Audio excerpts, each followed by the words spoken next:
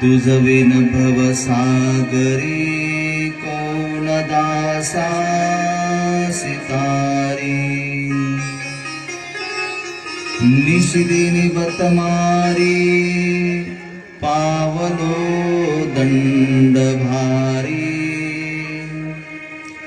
चरण शरण शौरी धन्य माझे निवारी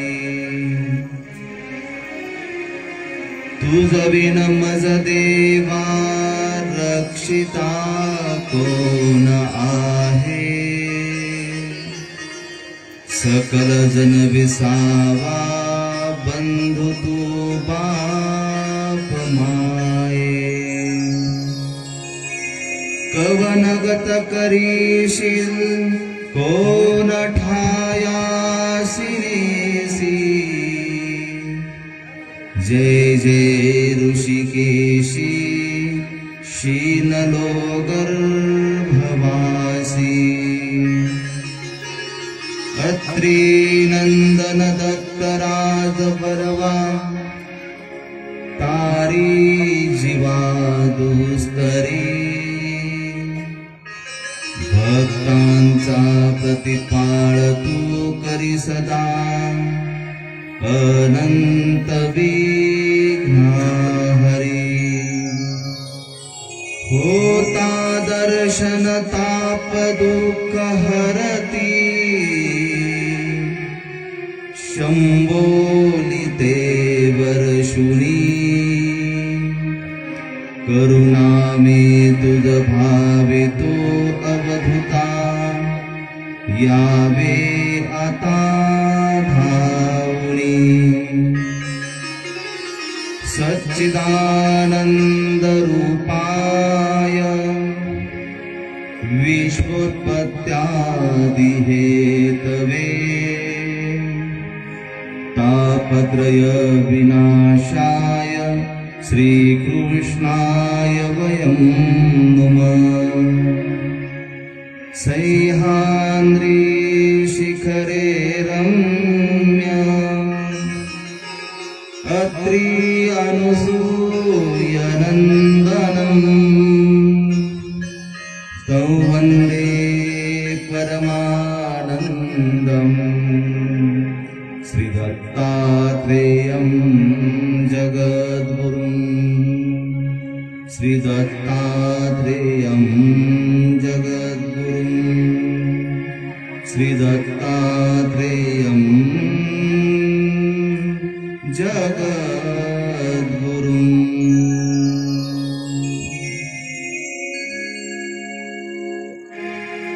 हे गोविंद हे गोपाल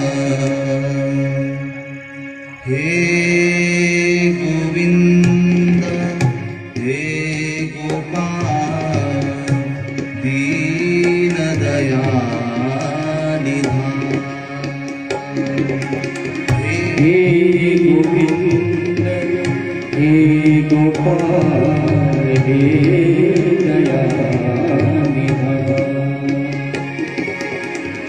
हे गोविंद हे गोपाल हे दयानिधान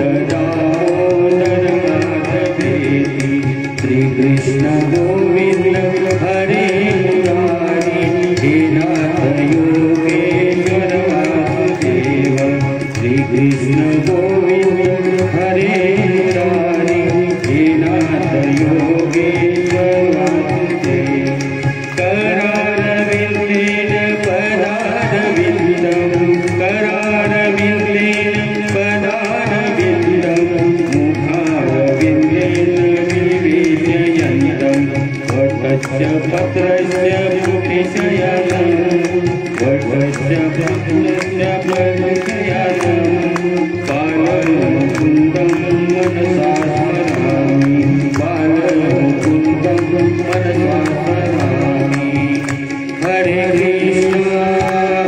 कृष्ण कृष्ण कृष्ण हरे हरे हरे कृष्ण कृष्ण कृष्ण मागची मंडळी कृष्ण हरे हरे हरे कृष्ण कृष्ण कृष्ण कृष्ण कृष्ण हरे हरे हरे कृष्ण कृष्ण कृष्ण कृष्ण कृष्ण हरे हरे दत्त माता माता माता माता दत्त माता मी दत्त माता दत्त माता माता माता माता दत्त माता मी दत्त दत्त माता माता माता माता दत्त माता मी दत्त गोपाला देवकीनंदन गोपाला गोपाला गोपाला देवकीनंदन गोपाला गोपाला गोपाला देवकीनंदन गोपाला हे दयानिधा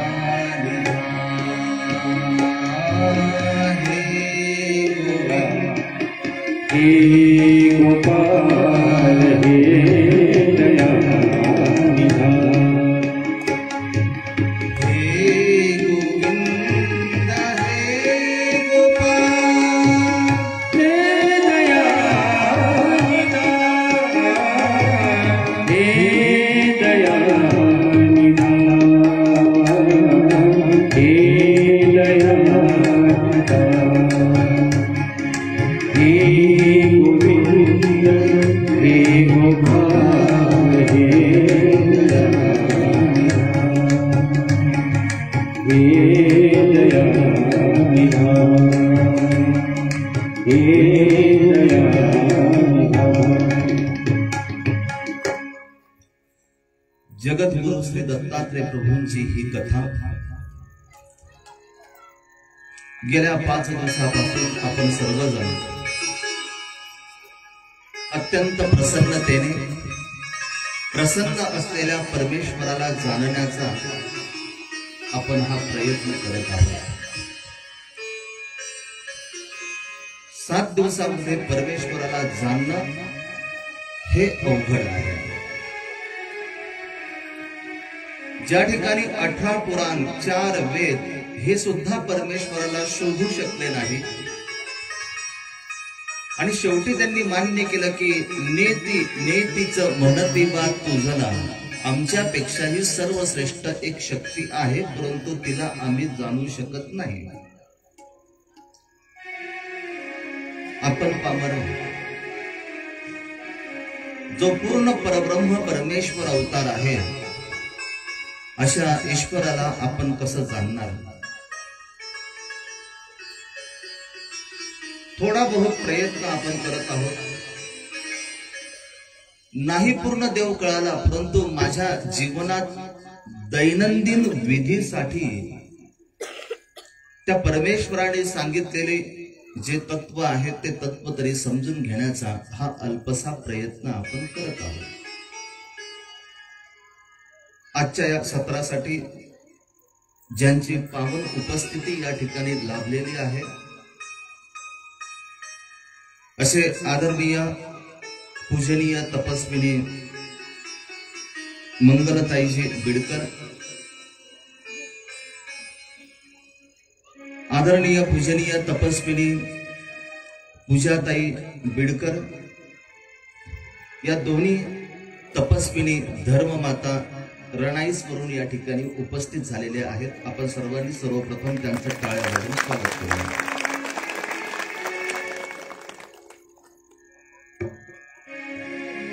खरं तर काल आपल्याला वेळ अपूर्ण पडला. कथेचा नियम असा नाही की कथा अपूर्ण बंद करावी, परंतु परमेश्वराची धर्मवार्ता आहे आणि धर्मवार्ता असल्यामुळे कथेचे जे नियम आहेत तर काही नियम केवळ आपल्या सर्वांचा विचार करून ते आपल्याला बदलावे लागतात. श्री दत्तात्रय प्रभूंचं हे अवतरण कार्य जे आहे,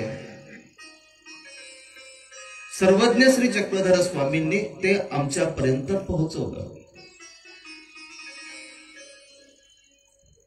सर्वज्ञ श्री चक्रधर स्वामींनी त्यांची खूणगाठ सांगितली आणि भक्तजनांना म्हणतात की घाला घाला दंडवत, घाली का दंडवत. हे श्री दत्तात्रय प्रभूंचं पदस्पर्शाने पवित्र झालेलं हे स्थान आणि श्री दत्तात्रय प्रभूंच्या अमोघ लीला सर्वज्ञ श्री चक्रधर स्वामी भक्तजनांना निरूपण करतायत. एक एक लीला अत्यंत गहन आणि अत्यंत महत्वाची आहे. भागवतामध्ये आणि श्री दत्तात्रय प्रभूंच्या चरित्राची वेगळीता पाहत असताना श्री दत्तात्रय प्रभूंचे चरित्र खूप मोजके आहेत, पण भारदस्त आहेत, वजनदार आहेत. आपल्या जीवनाला कलाटणे आणणारे असे हे श्री दत्तात्रय प्रभूंचे चरित्र आहे. याचा अर्थ आपण भागवताला कमी लेखतो असा अर्थ नाही. 9 रस सांगितलेले शास्त्रामध्ये, शृंगार, हास्य, करुणा, वीर, रुद्र, भयानक. भागवतामध्ये शृंगार रस आहे आणि येथे जो श्री दत्तात्रय प्रभूंच्या चरित्रामध्ये जो रस आपल्याला पाहायला मिळतो ना, हा भक्तीपर असलेला हा रस आहे. अंतकरणापासून ओलावा निर्माण होतो आणि त्या परमेश्वराला जाणण्याची एक इच्छा आपली निर्माण होते. आणि म्हणून आपण पाहतो की श्री दत्तात्रय प्रभूंच्या नामातच एवढी शक्ती आहे. घरून निघाल्यानंतर निघू का नको, निघू का नको, येथे आल्यानंतर, येथे बसल्यानंतर एकदा का दत्तकथा आपली सुरू झाली की आपण त्या भाव विश्वामध्ये पूर्णपणे रमून जातो. ज्या श्री दत्तात्रय प्रभूंबद्दल भीती वाटत होती, आता त्या श्री दत्तात्रय प्रभूंबद्दल प्रीती वाटायला लागली आणि ते श्री दत्तात्रय प्रभू आता आपल्याला जवळचे वाटायला लागले. पंचावतारांकडे पाहत असताना श्री दत्तात्रय प्रभू मला खूप जवळचे वाटतात.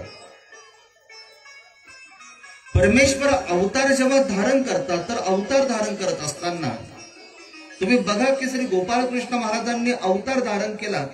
त्यांचं जे कार्य, त्यांचं कार्य वेगळं आहे. राज्य कारभार चालवावं. इकडे सर्वज्ञ श्री चक्रधर स्वामींकडे जर बघितलं तर सर्वज्ञ श्री चक्रधर स्वामी कुठल्याच ठिकाणी स्थिर नाही राहिले. संपूर्ण महाराष्ट्र त्यांनी पादाक्रांत केला. ज्याच्या दर्शनाचा योग आहे, ज्यांनी दर्शनाचा योग जोडलेला आहे, ज्यांनी संभाषणाचा योग जोडलेला आहे, त्या जीवापर्यंत, अर्थवंत जीवापर्यंत सर्वज्ञ श्री चक्रधर प्रभू जात आहेत. 3 प्रकारचे भाव सांगितलेले आहेत: अनुकूल, प्रतिकूल आणि उदास. 3 प्रकारचे लोक असतात. आता या ठिकाणी कथा सुरू आहेत ना, याच्यामध्ये सुद्धा 3 प्रकारचे लोक आहेत.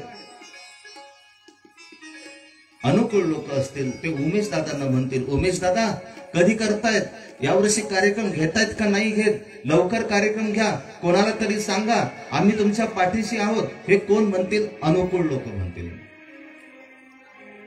आता याच्यामध्ये प्रतिकूल असे लोक आहेत, काही काम नाही उमेश दादाला आणि या लोकांना पण काही काम नाही, विनाकारण आपलं जीवन 2 तास वाया घालवत आहेत. ते प्रतिकूल आहे.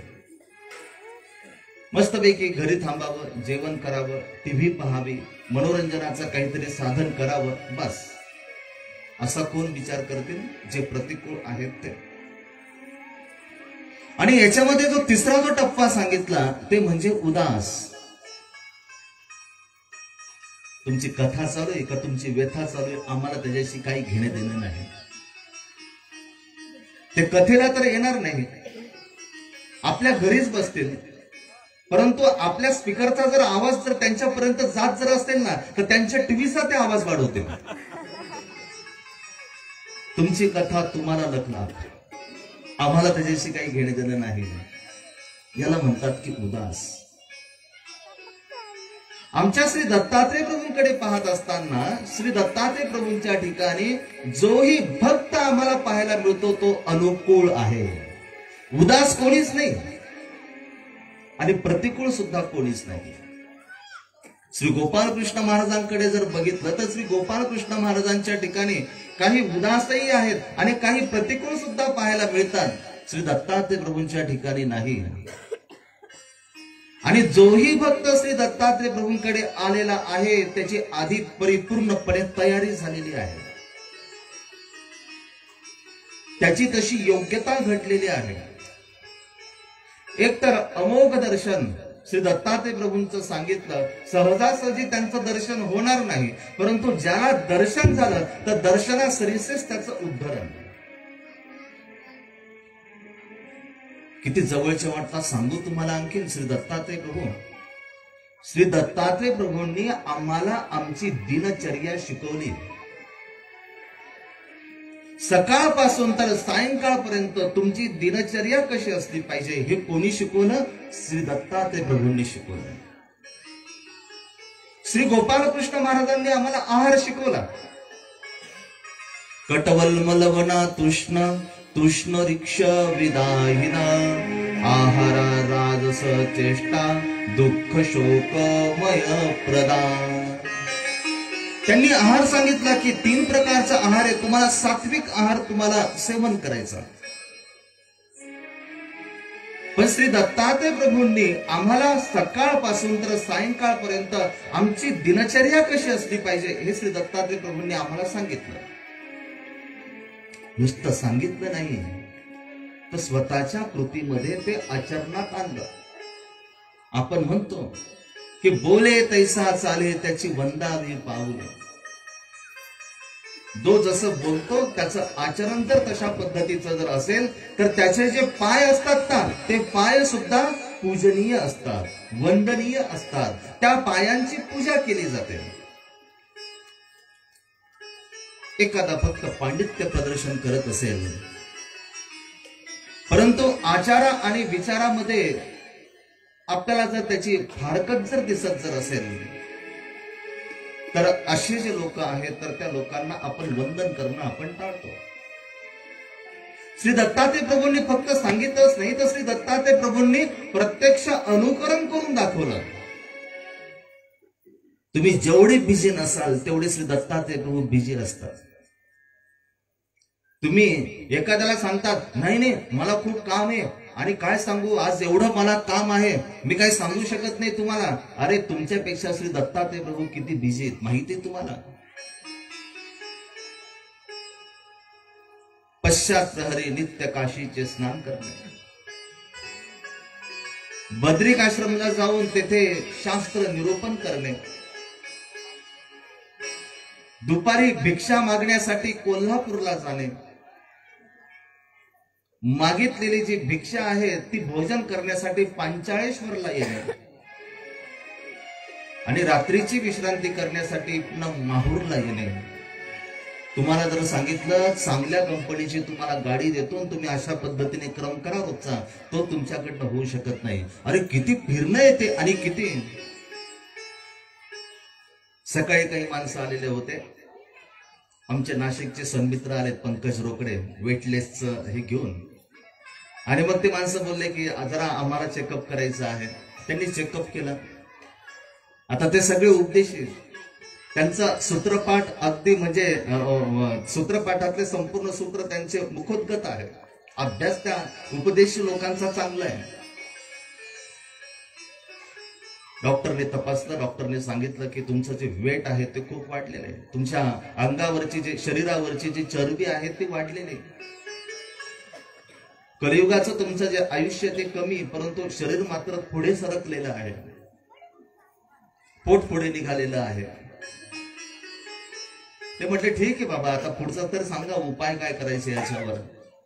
आणि मग त्यांनी उपाय सांगायला सुरू केले की तुम्ही रोज फिरायला जा, सकाळी लवकर उठा, भोजन करत असताना नीटनेटकं भोजन करा, तेलकट खाऊ नका, गोड खाऊ नका. अनेक त्यांनी उपाय सांगितले.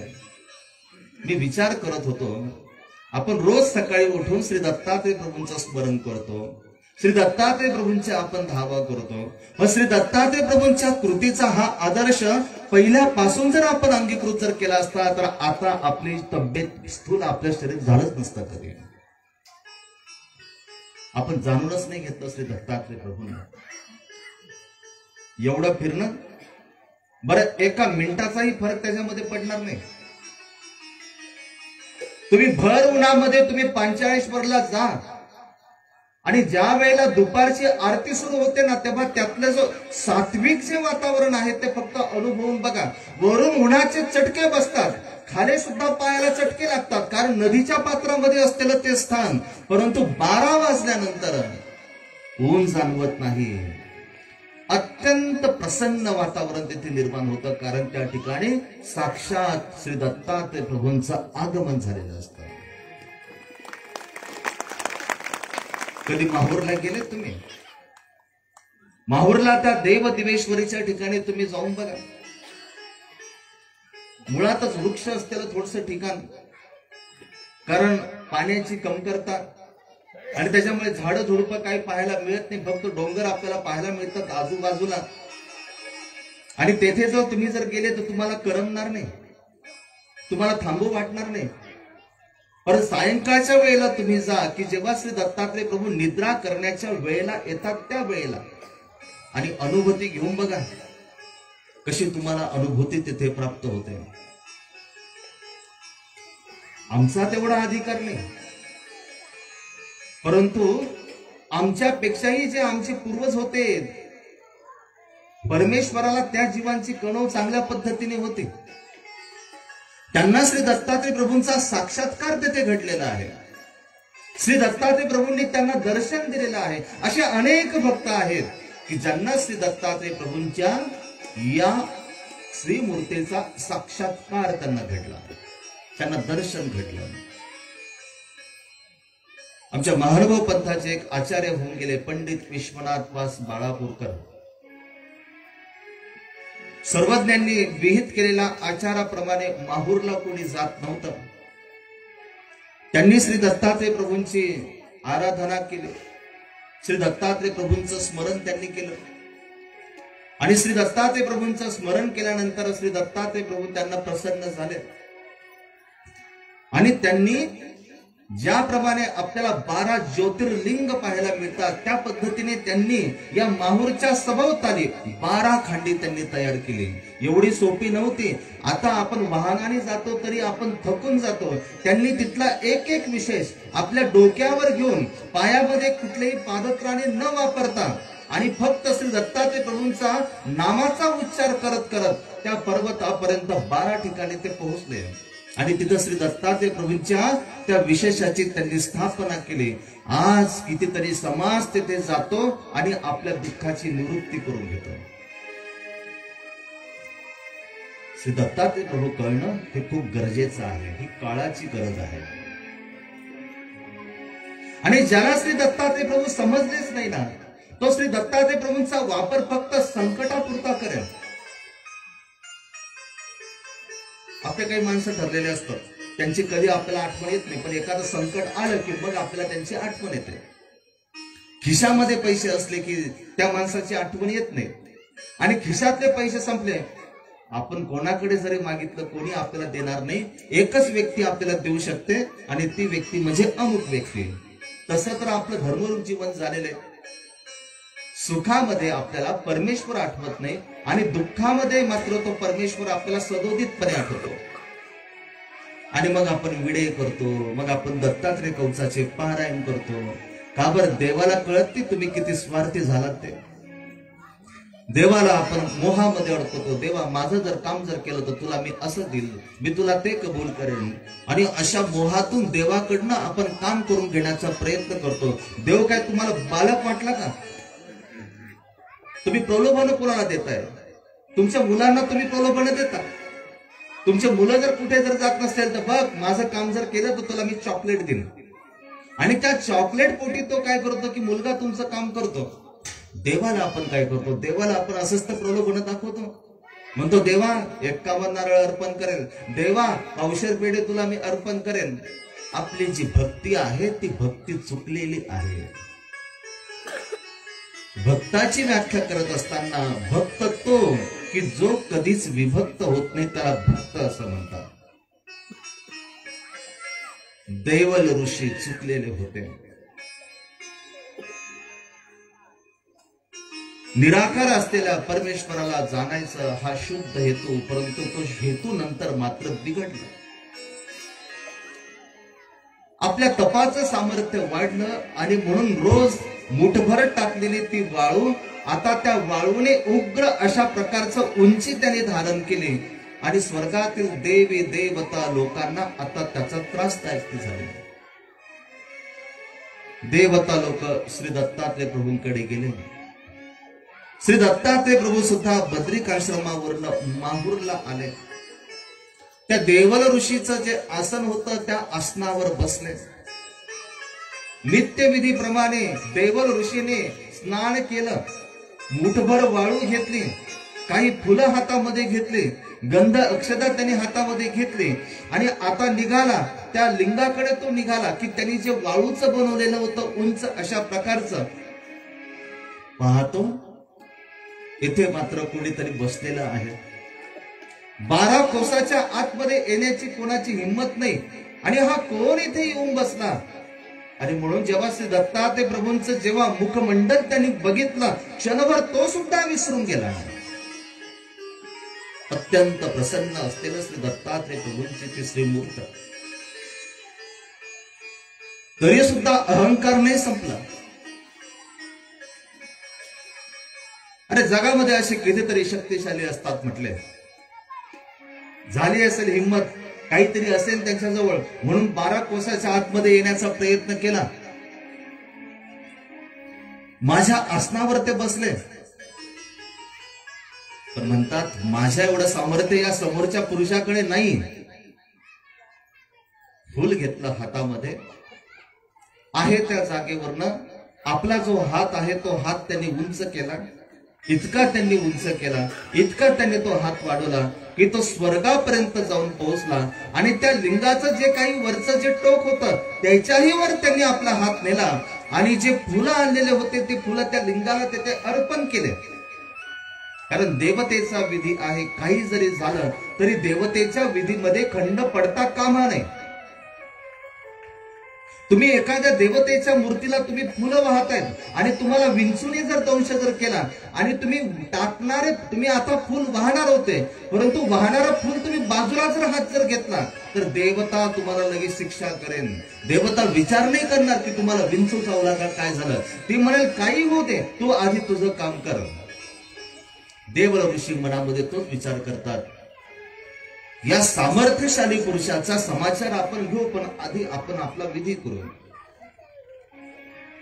तुच्छतेने हसतोय. श्री दत्तात्रय प्रभूंकडे येऊ शकतात, 12 कोसाच्या आतमध्ये बसू शकतात माझ्या सिंहासनावर. माझ्यासारखं सामर्थ्य तुमच्याकडे नाही. श्री दत्तात्रय प्रभू मात्र स्मित हास्य करतात. जे मन प्रसन्न असतं तिथे एक आगळी आणि वेगळी प्रसन्नता असते. जे मन संशयी असतं, जे मन द्वेषपूर्वक वर्तन करणारं असतं त्याचे चेहरे मात्र चिंतातूर झालेले असतात. रागाची छटा त्यांच्या चेहऱ्यावर अगदी सुस्पष्टपणे तेथे दिसत असते. त्यांनी आपला विधी केला, हात खाली घेतला आणि आता श्री दत्तात्रय प्रभूंनी हात उंच करायला सुरुवात केली. त्यांनी तर फक्त त्या लिंगाच्या जवळ फक्त हात केला. श्री दत्तात्रय प्रभूंनी बसल्या जागेवरून हात उंच केला. इतका विशाल त्यांनी हात उंच केला. देवल ऋषी फक्त पाहत राहिला. श्री दत्तात्रय प्रभूंना त्या लिंगाची पूजा नव्हती करायची, तर श्री दत्तात्रय प्रभूंना देवल ऋषीच्या अहंकाराचं जे प्रतीक होतं ते लिंग ते नष्ट करायचं होतं. आता श्री दत्तात्रय प्रभूंनी त्या लिंगावर हात ठेवला. त्या लिंगाला आपल्या हाताने दाबायला त्यांनी सुरुवात केली. बघतोय तो देवल ऋषी क्षणाक्षणाने ते जे लिंग आहे ते आता पाताळामध्ये चाललेलं आहे. त्याची जी उंची आहे ती उंची आता कमी होत चाललेली आहे. कितीतरी वर्षापासून तपसाधनेच्या माध्यमातून एवढी उंची त्यांनी प्राप्त केली, परंतु ती उंची मात्र परमेश्वराला आवडलेली नाही. तुमची उंची पाहिजे ती निकोप असली पाहिजे. तुमची उंची जर इतरांचा मनस्ताप करणारी जर असेल, तुमची उंची जर इतरांसाठी जर ती त्रासदायक जर ठरत जर असेल, तर ती उंची काय कामाची? ती उंची काहीच कामाची नाही. आम्ही बिल्डिंग बांधतो, समोरनं सार्वजनिक रस्ता असतो. आता रस्ता असल्यामुळे आम्ही 2 इंच इकडे सरकू शकत नाही. आणि मग त्याच्यामध्ये काही लोक बरोबर डोकं लावतात आणि म्हणतात की आता आपला जो स्लॅब आहे ना वरचा, तो आपण 3 फूट आता पुढे घेऊन टाकू. खालून आपल्याला जागा वाढवता येत नाही, पुढून वाढवायला काय हरकत आहे?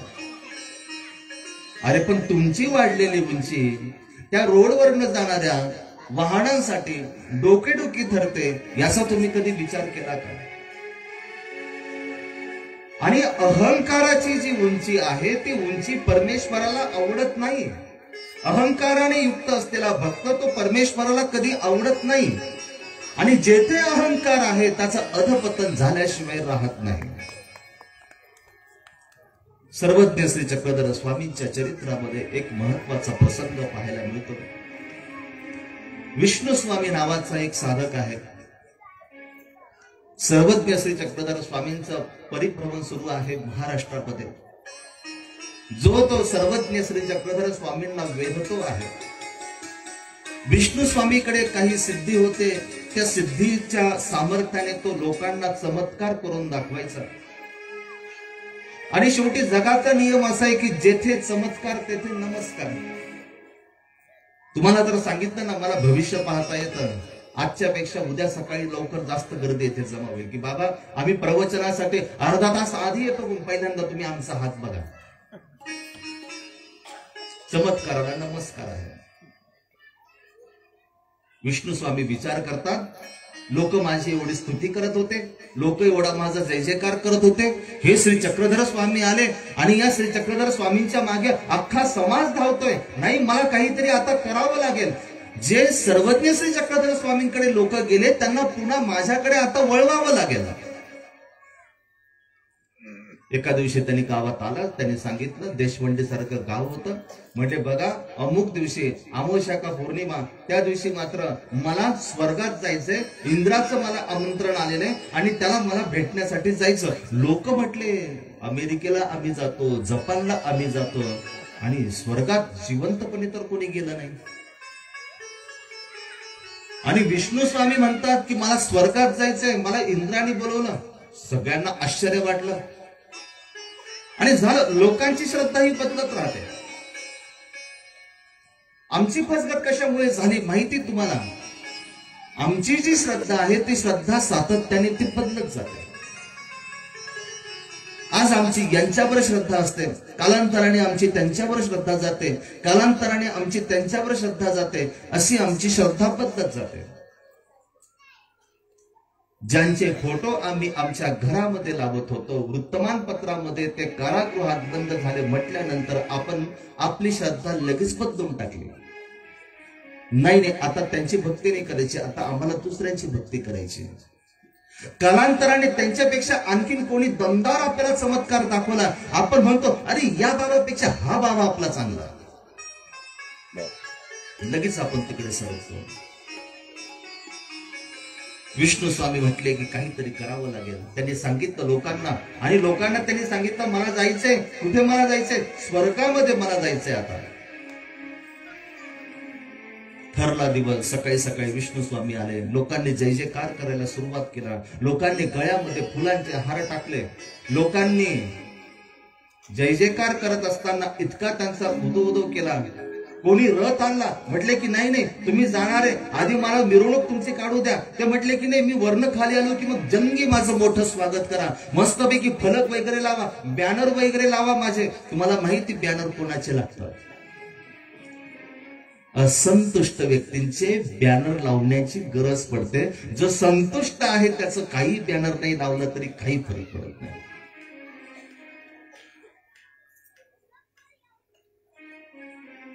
सगळे लोक जमा झाले. मुहूर्त ठरलेला होता. सगळीकडे जय जयकार सुरू होता. त्या विष्णू स्वामीकडे घुटिका सिद्धी नावाची एक छोटीशी गोळी होती, तिच्यामध्ये सामर्थ्य होतं. ते घेतलं आपल्या तोंडात, बरोबर ओठाखाली त्यांनी ती घुटिका सिद्धी तिथे लपवली. आता ते घुटिका सिद्धी लपवल्यामुळे त्याच्या सामर्थ्याने अधांतरी आता विष्णू स्वामी आकाश मार्गे वरवर चाललेले होते. आजपर्यंत मेल्यानंतर माणसं वर जातात हे लोकांना माहिती होतं, परंतु जिवंत माणूस आणि तो असा बिना कुठल्या आधाराने तो आता वर चालणार हे बघून तर लोकांना खूपच आश्चर्य वाटले. आणि लोक म्हटले की या भूतलावर आमच्या विष्णू स्वामी सारखे दुसरे कोणतेही महाराज नाही. जय जयकार सुरू झाला त्यांचा. आकाश मार्गे ते वर चाललेले, इतके वर चाललेत. आता लोकांना थोडेसे अंधुक तेथे दिसत आहेत, परंतु लक्षात घ्या दैवाला कधीही आपला अहंकार सहन होत नाही. तो कधीही सहन नाही होत. चांगले चांगले इथे आले आणि चांगले चांगले निघून गेले, याच मातीमध्ये निघून गेले. माटी कहे कुम्हार से तू क्यों रोंदे मोहे, माटी कहे कुम्हार से तू क्यों रोंदे मोहे. एक दिन ऐसा आएगा मैं रोंदूंगी तो ये कबीरा, मैं रोंदूंगी तो. माटी कहे कुम्हार से तू क्यों रोंदे मोहे. एक दिन ऐसा आएगा मैं रोंदूंगी तो है कबीरा, मैं रोंदूंगी तो.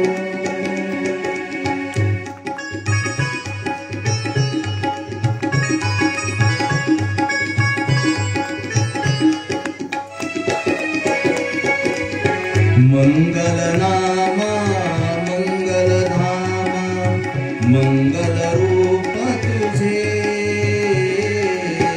मंगल नामा मंगल धामा मंगल रूप तुझे.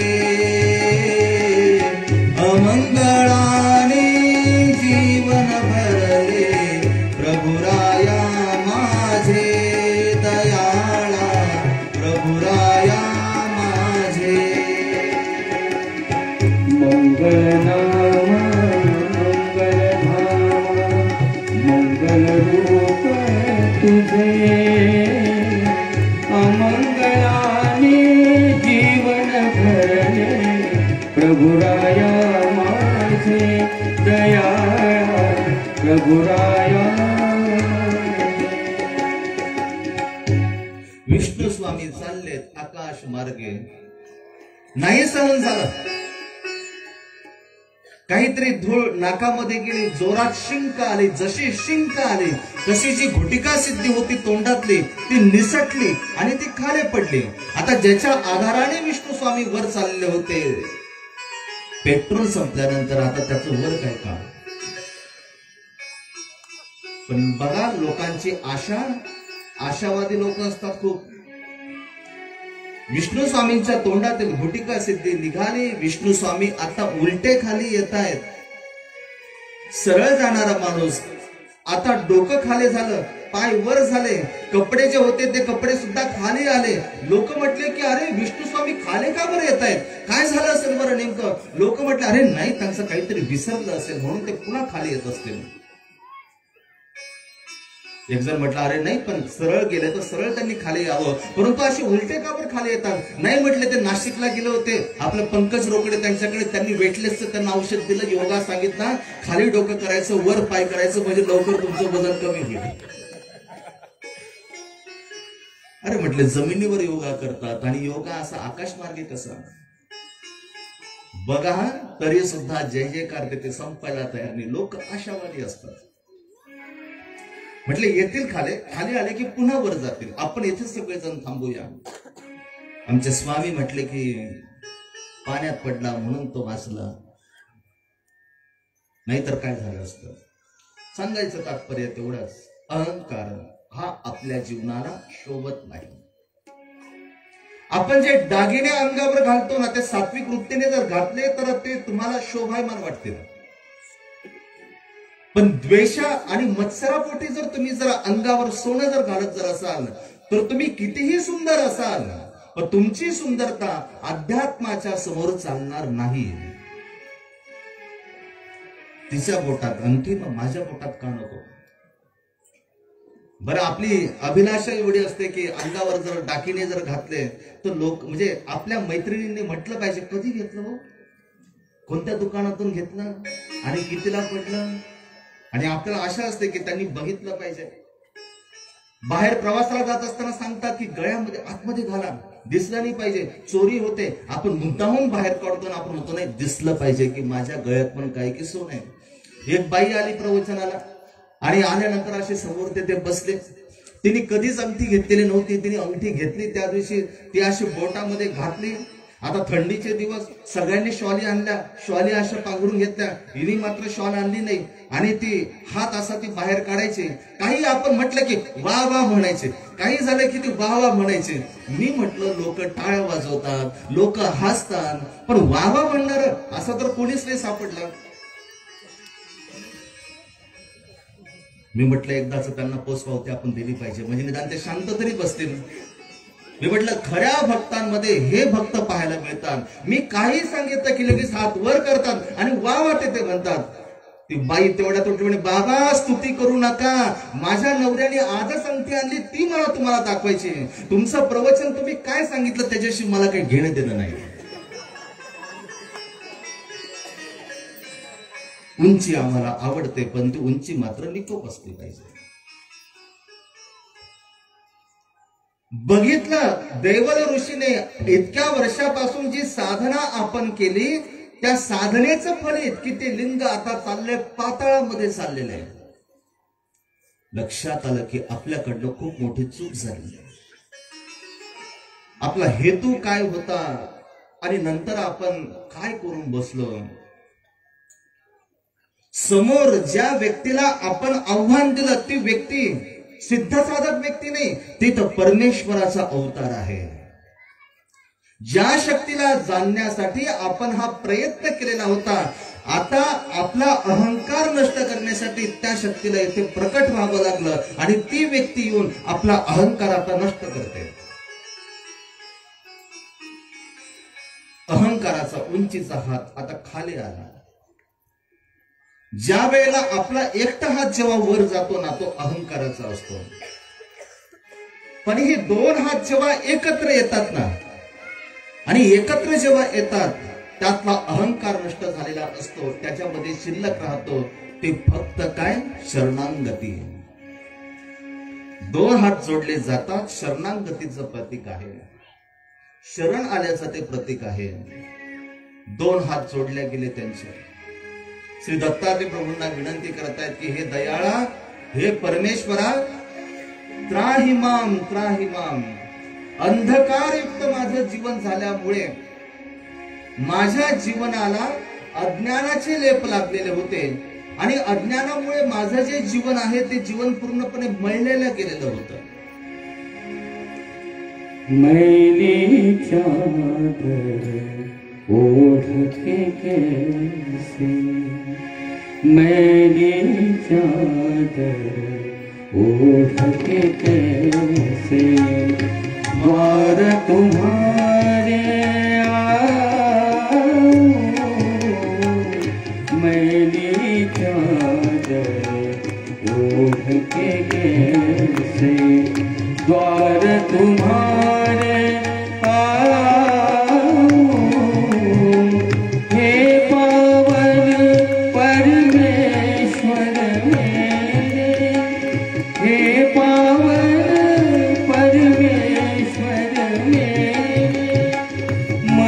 ही मन शर्माऊं,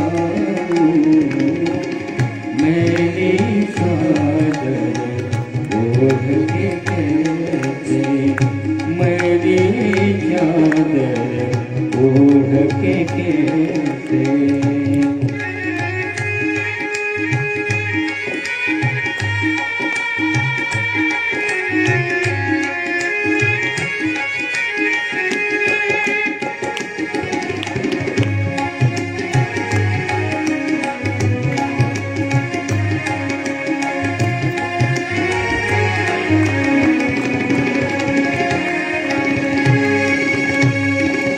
तूने मुझको जग में भेजा, देकर निर्मल काया, आकर के संसार में मैंने किसको दाग लगाया। जन्म जन्म की मैंने चादर कैसे दाग छुड़ाऊं, मेरी चादर ओढ़ के कैसे, मेरी चादर ओढ़ के कैसे। द्वार तुम्हारे आऊं, मेरी चादर ओढ़ के कैसे।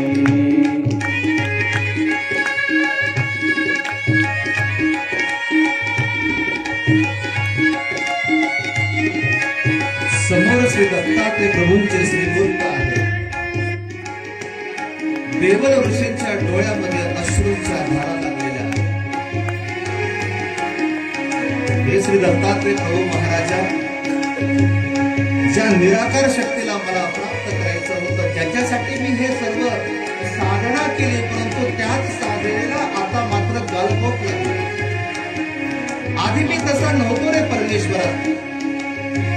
आधी माझ्या मुखातून मी तुझं नामस्मरण करायचो, निशिदिनी मी तुला आठवायचो, परंतु अहंकाराचे पापत्रे माझ्या या जीव स्वरूपाला चढले आणि तुझं जे निर्मल अशा प्रकारचं जे नाव आहे ते मात्र मी कधी घेऊ शकतो नाही. हे परमेश्वर निर्मल वाणी पाकर तुझसे नाम न तेरा नैन मूंद कर हे परमेश्वर कभी न तुझको आया। मन वीणा की तारे टूटी अब क्या गीत सुनाऊं, मेरी चादर ओढ़ के कैसे द्वार तुम्हारे आऊं, मेरी चादर ओढ़ के कैसे।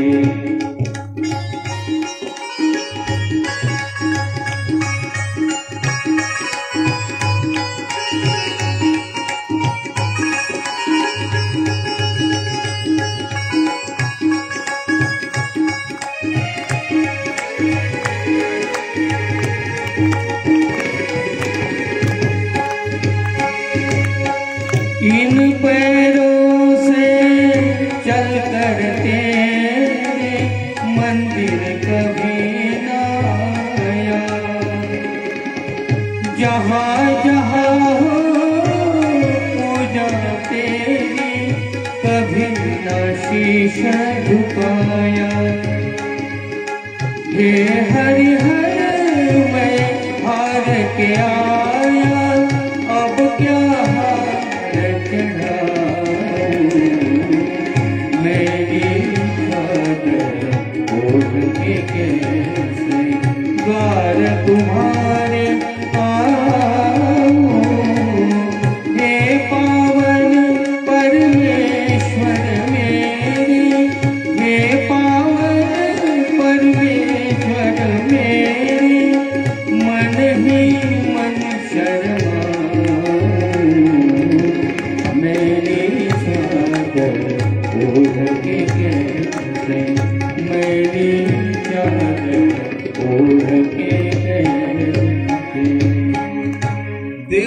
देवेच्या डोळ्यांमध्ये अश्रूच्या धारा आहेत. हात त्याने श्री दत्तात्रय प्रभूंच्या समोर जोडलेले आहेत आणि क्षणाक्षणाने त्याने अहंकाराचं जे प्रतीक होतं, अहंकाराची जी उंची होती, त्या अहंकाराला आता श्री दत्तात्रय प्रभू मात्र दाबत आहे, जमिनीमध्ये मातीमध्ये त्याला तेथे घालत आहे.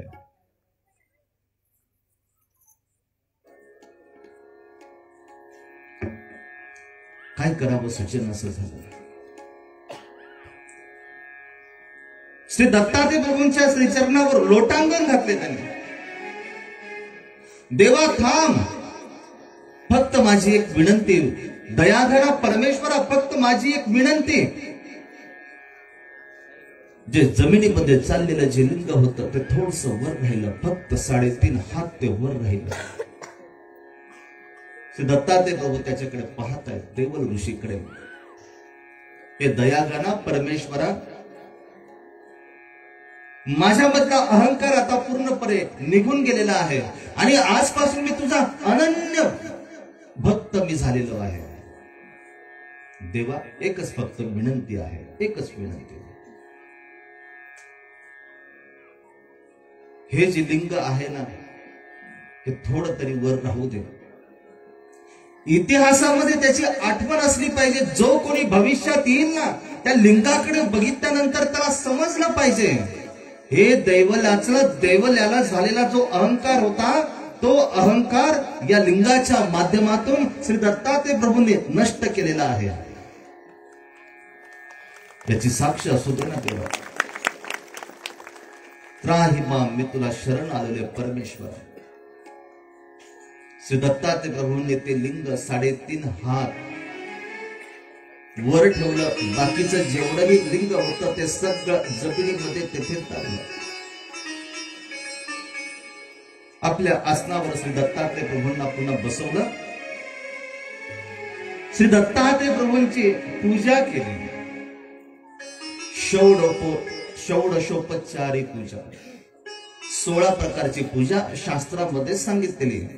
आह्वानम आसनम पाद्यम मर्गदान मत परम मधुपर्क पवित्रंच स्नानं वस्त्र विभूषणं धूपदीपंच नैवेद्य फलं तांबूलमेव च पुष्पांजलिर्नमस्कारो इति षोडोपचारी स्मृता. 16 प्रकारची पूजा सांगितली शास्त्रामध्ये. अश्रूंच्या धारा सुरूच आहे अखंडपणे आणि श्री दत्तात्रय प्रभूंचं पूजन करणं सुरू आहे. श्री दत्तात्रय प्रभू प्रसन्न झाले. देवल ऋषीचा अहंकार नष्ट झाल्यानंतर आणि तो श्री दत्तात्रय प्रभूंना अनन्य भावे शरण आल्यानंतर श्री दत्तात्रय प्रभू त्याच्यावर प्रसन्न झाले आणि म्हटले की देवला सांग तुला काय पाहिजे, मी तुझ्यावर प्रसन्न झालो. ते म्हटले की देवा काय मागू मी आता, जे मला प्राप्त नव्हतं त्याच्यासाठी तर मी एवढा प्रयत्न केला. माझा हट्ट वेगळा होता, हा माझी दिशा चुकली आणि तो जो परमेश्वर आहे तो परमेश्वर आता मला भेटला. आता मला कशाची गरज आहे, आता मला कशाची गरज नाही. अरे देव भेटल्यानंतर कशाची गरज असते का, कशाची तर गरज नाही. श्री दत्तात्रय प्रभूंना विनंती केली की हे श्री दत्तात्रय प्रभू महाराजा, फक्त मला तुम्ही प्रसन्न झाले ना म्हणून मला फक्त एकच वर द्या, आता एकच वर. श्री दत्तात्रय प्रभू म्हटले की कोणता वर पाहिजे. म्हटले की हे देवा तुम्ही दिवसभर कुठेही राहा, मला माहिती आहे तुम्ही काशीला स्नान करतात, बद्रिकाश्रमला तुम्ही ब्रह्मविद्या शास्त्राचं निरूपण तुम्ही करतात, कोल्हापूरला तुम्ही भिक्षा मागण्यासाठी जातात, पांचाळेश्वरला तुम्ही भोजन करतात. पण देवा एकच विनंती, या जागेवर या भूमीवर तुम्ही विश्राम करण्यासाठी, निद्रा करण्यासाठी तुम्ही रोज प्रतिदिनी या माहूरला यावं, फक्त मी एवढं तुम्हाला म्हणतो. देवल ऋषींना आपल्यामध्ये काय फरक आहे बघा जरा. आपल्याला झोपलेला देव कधी आवडत नाही, तो झोपलेला जर असेल तर आपण भल्या पहाटे जाऊन त्याला आपण उठवण्याचा प्रयत्न करतो. झोपलेला देव कोणाला आवडेल का? मंदिरातली मूर्ती आणि मंदिरातल्या मूर्तीचे डोळे जर बंद जर असेल तर ती मूर्त आपल्याला आवडेल का? आपल्याला तर असं वाटतं की देवाने 24 तास जागं राहिलं पाहिजे की जेणेकरून माझ्यावर जर एखादं संकट जर आलं तर माझ्या संकटामध्ये तो धावून येईल. आपल्याला देवाची काळजी नाही, पण देवल ऋषीला खऱ्या अर्थाने देवाची काळजी होती. बघा, माझा परमेश्वर दिवसभर इकडे तिकडे फिरतो, त्याला विश्रांतीची गरज आहे, त्याला झोपेची गरज आहे. आणि म्हणून देवल ऋषीने दुसरं काही मागितलं नाही दत्तात्रय प्रभूंना. दत्तात्रय प्रभूंची झोप मागितली देवल ऋषीने. कसं मागणं आहे त्या देवल ऋषीचं. झोप कोणी मागितली इतिहासामध्ये कधी आठवतं? देवा तू झोपून राहा असं कधी कोणी म्हटलं? फक्त एकमेव भक्त आहे तो देवल ऋषी की ज्यांनी झोप न मागितलं, की देवा निवांतपणे इथे तुम्ही विश्रांती करा. आजही माहूरला श्री दत्तात्रय प्रभू विश्रांती करण्यासाठी माहूरला असलेलं जे देवेश्वरी जे ठिकाण आहे तर त्या ठिकाणी श्री दत्तात्रय प्रभू आजही निद्रा करण्यासाठी तेथे येतात. अनेकांचा साक्षात्कार आहे, अनेकांची अनुभूती आहे. त्या स्थानावर रात्री जेव्हा फुलं टाकले जातात आणि सकाळी जेव्हा ते उठून पाहतात तर ते फुलं असे दबलेले असतात. त्यांना अनुभूती येते की येथे श्री दत्तात्रय प्रभूंनी निद्रा केलेली. श्री दत्तात्रय प्रभू सुद्धा म्हणत असतील की असे अनेक भक्त मला मिळाले, अनेक भक्तांनी मला काहीतरी मागितलं, पण एकमेव अशा प्रकारचा हा देवल ऋषी की या देवल ऋषीने फक्त झोप मागितली. देवा पुढे हात जोडले. देवाने सांगितलं, श्री दत्तात्रय प्रभूंनी सांगितलं की मी प्रसन्न झालो, तथास्तु, मी आजपासून येत जाईन, प्रतिदिनी मी येत जाईन, निद्रा करण्यासाठी येत जाईन. देवा बास, मला दुसरं काही नको, आता मी तृप्त झालो देवा, आता मला काही नको. मन तृप्त झाले आहे तुझ्या दर्शनी, मन तृप्त झाले आहे तुझ्या दर्शनी. आता नाही देवा काही, आता नाही देवा काही अन्य मागणे. मन तृप्त झाले आहे तुझ्या दर्शनी, मन तृप्त झाले आहे तुझ्या दर्शनी.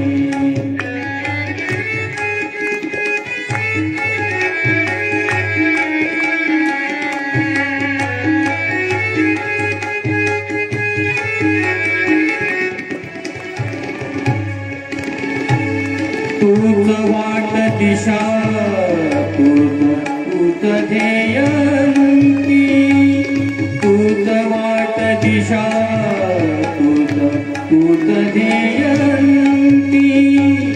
गती पावलाची तूच, गती पावलाची तूच चालणे.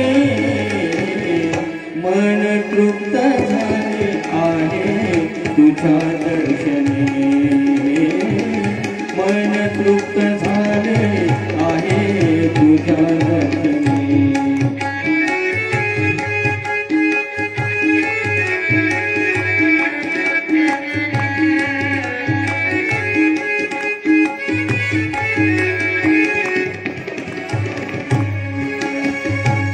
थेंब पाण्या ठाई जैसा कन धुळ रूप, थेंब पाण्या ठाई जैसा कन धुळ रूप.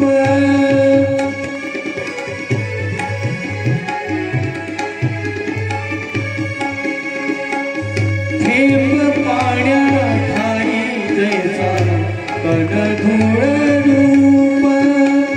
तसा अंश बनलो तव मी, तसा अंश बनलो तव मी जगताची ने.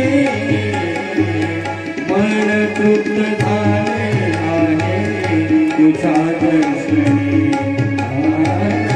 मन तृप्त झाले आहे तुझ्या दर्शनी.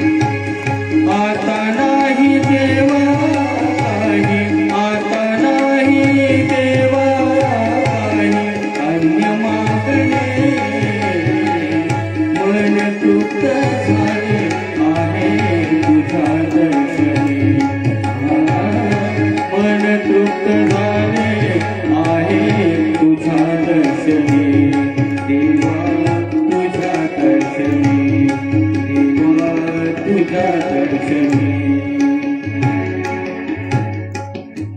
जीवनाची दिशा चुकल्यानंतर जो साधक परमेश्वराला शरण येतो त्याला एक नवीन दिशा प्राप्त होते. देवल ऋषीची निंदा करणारे सगळे देवता लोक आता मात्र त्या प्रसंगी स्वर्गातून सगळेजण पुष्पवृष्टी करतायत. आलेलं खूप मोठं संकट श्री दत्तात्रय प्रभूंनी आमचं दूर केलं म्हणून वारंवार श्री दत्तात्रय प्रभूंचे आभार मानतायत. श्री दत्तात्रय प्रभूंना ते धन्यवाद देत आहेत. बद्रिकाश्रम श्री दत्तात्रय प्रभूंनी सोडलं आणि आता श्री दत्तात्रय प्रभू माहूरला स्थिर झाले. यातूनही सगळ्यात महत्वाचा बोध आहे. तुमच्या घरामध्ये 2 मुलं असू द्या, एका मुलाला तुम्ही बाहेर पाठवलं शिक्षणासाठी आणि एक मुलगा मात्र घरीच आहे. बाहेर जो मुलगा गेलेला आहे शिक्षणासाठी आणि तो जेव्हा बाहेर जाऊन जेव्हा तो शिक्षण घेतो ना, त्याला जीवनाचं मोल त्याला कळालेला असतो. तो त्याच्या पायावर उभं राहण्याचा कुठेतरी प्रयत्न करत असतो. घरातला जो मुलगा आहे त्या घरातल्या मुलाला माहिती आपल्याला काही जरी नाही केलं तरी 2 टायमाची भाकर आपल्याला मिळणारच आहे. तो धडपडण्याचा प्रयत्न करत नाही. वडिलोपार्जित आपली शेती आहे, आपण आपल्या वडिलांची शेती करू, याशिवाय आपल्याला दुसरं काही करण्याची गरजच नाही, अशा पद्धतीने बदल घडतो. काही जर प्राप्त जर करायचं असेल तर जागा सोडावी लागेल आणि जागा सोडून काहीतरी धडपड करण्याचा प्रयत्न करावा लागेल. पण आमचं मात्र तसं नसतं. आम्हाला असं वाटतं की कमी परिश्रमामध्ये आम्हाला जास्तीत जास्त नोटा आम्हाला मिळायला पाहिजे, जास्तीत जास्त पैसा आम्हाला मिळाला पाहिजे. नाही होत असं. जीवनाचं सत्य आहे की कष्ट जर केले, कर्म जर केले तरच त्याचं तुम्हाला फळ मिळतं. यासाठी कर्म करावे लागतील. तुम्ही म्हणाल की पाऊस पडला की मी फक्त पेरून देईल, मी त्याची नांगरटी करणार नाही, मी काहीच करणार नाही, खत वगैरे टाकणार नाही, येईल का पीक येणार नाही. मेहनत करावी लागेल. प्रवचनामध्ये एक व्यक्ती बसला, विषय हाच होता की तुम्ही काहीतरी केलं पाहिजे. तो म्हटला बाबा मी सगळ्यात सुखी, मला सगळेजण म्हणतात म्हटले काहीतरी कर काहीतरी कर. मग मी त्यांना म्हटलं अहो तसं नसतं, तुम्ही काहीतरी केलं पाहिजे. म्हणजे काय केलं पाहिजे? अहो तुमची शेती मोठी आहे, शेतात जाऊन तुम्ही शेती नांगरटी केली पाहिजे, त्याच्यामध्ये तुम्ही बियाणं पेरलं पाहिजे, तुम्ही तेथे पाणी पाईपलाईन करून का होईना परंतु तुम्ही पाणी त्या शेतीला दिलं पाहिजे. म्हणजे मग काय होईल? अहो चांगलं उत्पन्न येईल. म्हणजे चांगलं उत्पन्न आल्यावर मग काय होईल? अहो म्हटलं मार्केटमध्ये कांद्याला भाव चांगला मिळेल, चांगले पैसे तुम्हाला येतील. म्हणजे चांगले पैसे मिळाले मग काय होईल? अहो चांगला जर पैसा जर आला तर पुढचे 4-5 महिने का होईना परंतु तुमच्या घरामध्ये सगळी सुख शांती राहील, तुम्हाला हवी ती वस्तू तुम्हाला घेता येईल. बरं घेतल्या म्हणे वस्तू मग काय होईल? मला तर म्हणजे प्रश्नच पडला की कुठून म्हटलं आपण बोललो काय येते. अहो म्हटलं तुम्हाला लागेल ते मिळेल, हा ठीक आहे ना म्हणे कळालं, परंतु मग काय होईल? अहो म्हटलं सगळं जर तुम्हाला जर व्यवस्थित जर मिळालं तर तुम्ही निवांतपणे तुम्ही आरामशीर तुम्ही गादी टाकून तुम्ही झोपाल. म्हणे मग मी आता काय करतोय? मी आता तेच करतोय ना. कष्ट आपण करत नाही, त्याच्यामुळे तो परमेश्वर सुद्धा प्राप्त होत नाही. देवल ऋषीकडनं हा महत्वाचा गुण आपल्याला घेण्यासारखा आहे. सह्याद्री शिखरे रम्यं अत्रि अनसूय नंदनम. त्या सह्याद्री पर्वतावर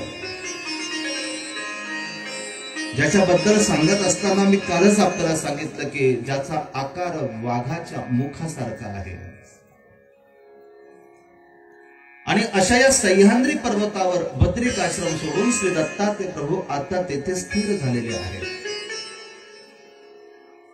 मगाशी आपला विषय सुरू होता की श्री दत्तात्रय प्रभू स्थिर नाहीत, त्यांची दिनचर्या ठरलेली. त्यांना एकच सांगायचंय आपल्या भक्तांना, तू स्थिर राहू नको, चालत राहा, फक्त चालत राहा. एक दिवस नक्कीच तुला तुझ्या जीवनामध्ये यश प्राप्त होईल. आणि जो थांबला तो संपला. जो एकाच गोष्टीमध्ये अडकला तो त्याच्याच मध्ये तो गुंतून पडला. श्री दत्तात्रय प्रभूंचं सकाळचं जे उठणं आहे ते पश्चात प्रहरी उठणं आहे. पश्चात प्रहरी उठल्यानंतर आळस नाही देत बसत. आम्ही उठतो सकाळी लवकर, पहिल्यांदा मग मोबाईल घेतो हातामध्ये. मी रात्री 12 वाजता झोपलो, परंतु 12 नंतर सकाळी 5 वाजेपर्यंत काय घडामोडी घडल्या ते सगळं तो पाहत बसतो. पूर्वी आमचे माणसं उठल्यानंतर त्यांच्या हातामध्ये गीता राहायची, त्यांच्या हातामध्ये गाथा असायचं, त्यांच्या हातामध्ये ज्ञानेश्वरी असायची. आता हातामध्ये सकाळी उठल्यानंतर मोबाईल असतो. आंघोळीचं पाणी तापलेलं ते थंड होऊन जातं. मग हा ब्रश घेतो, इकडून तिकडून तो ब्रश फिरवला, मग पाणीने आंघोळ करणार, कपडे घालणार, तोपर्यंत 10 वाजून जाणार. मग म्हणणार नाश्ता झाला का, द्या मग आता मला नाश्ता. तेवढ्यात कोणाचा तरी फोन येणार, अरे ते मोबाईलवर बघ किती मोठं प्रवचन चालू आहे, अगदी व्यवस्थित आणि इतकं विनोदी म्हणे त्याच्यामध्ये, असं आहे का, अगं लवकर उरक, नाश्ता दे मला जरा बघू दे. टीव्ही लावली की तो बघत बसणार. वाजले 12, झाला का स्वयंपाक, भूक लागली ना मला. जणू काय हा कुठे कामालाच गेला होता सकाळी उठून. गरम गरम चपाती लागणार, गरम गरम भाजी लागणार, भाजीमध्ये तेल लागणार. शेतकरी माणूस बिचारा चपाती भाकर भाजीमध्ये, तो त्याला भाकर भाजीचं जेवण त्याला अमृतासारखं वाटतं. आणि हा मात्र काही कष्ट करत नाही, याला गरम चपाती सुद्धा याला तव्यावरची चपाती दे, तव्यावरची चपाती. काही लोक लय हुशार असतात. अरे त्या गरम खाण्याला काही मर्यादा असतात ना. एक जण गेला हॉटेलमध्ये आणि गरम काय, ते म्हटले मिसळपाव गरम आहे, आत्ताच वडापाव काढला तो गरम आहे. नाही म्हणे याच्यापेक्षा गरम काय, आता ते पाव वडा आहे ना, तो पाव वडा मी आता तो तळतोय म्हटलं, तो पाव वडा नाही म्हणे त्याच्यापेक्षा गरम काय, म्हणे पोहे आहेत, नाही म्हणे आणखीन याच्यापेक्षा गरम काय. तो म्हटलं थांबा जरा 2 मिनिटं. तो आतमध्ये गेला, त्याने डिश घेतली, त्या भट्टीतला विस्तो उचलला, विस्तो उचलून आणला रागाने आणि म्हटला हे गरम, तुम्हाला गरम पाहिजे ना, हे घ्या गरम.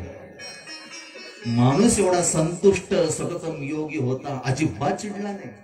समोरचा माणूस चिडला, हा चिडला नाही. याने खिशातली आपलं बिडी काढली, ती बिडी त्या विस्तवावर पेटवली, मस्तपैकी फुरके मारत तो निघून गेला.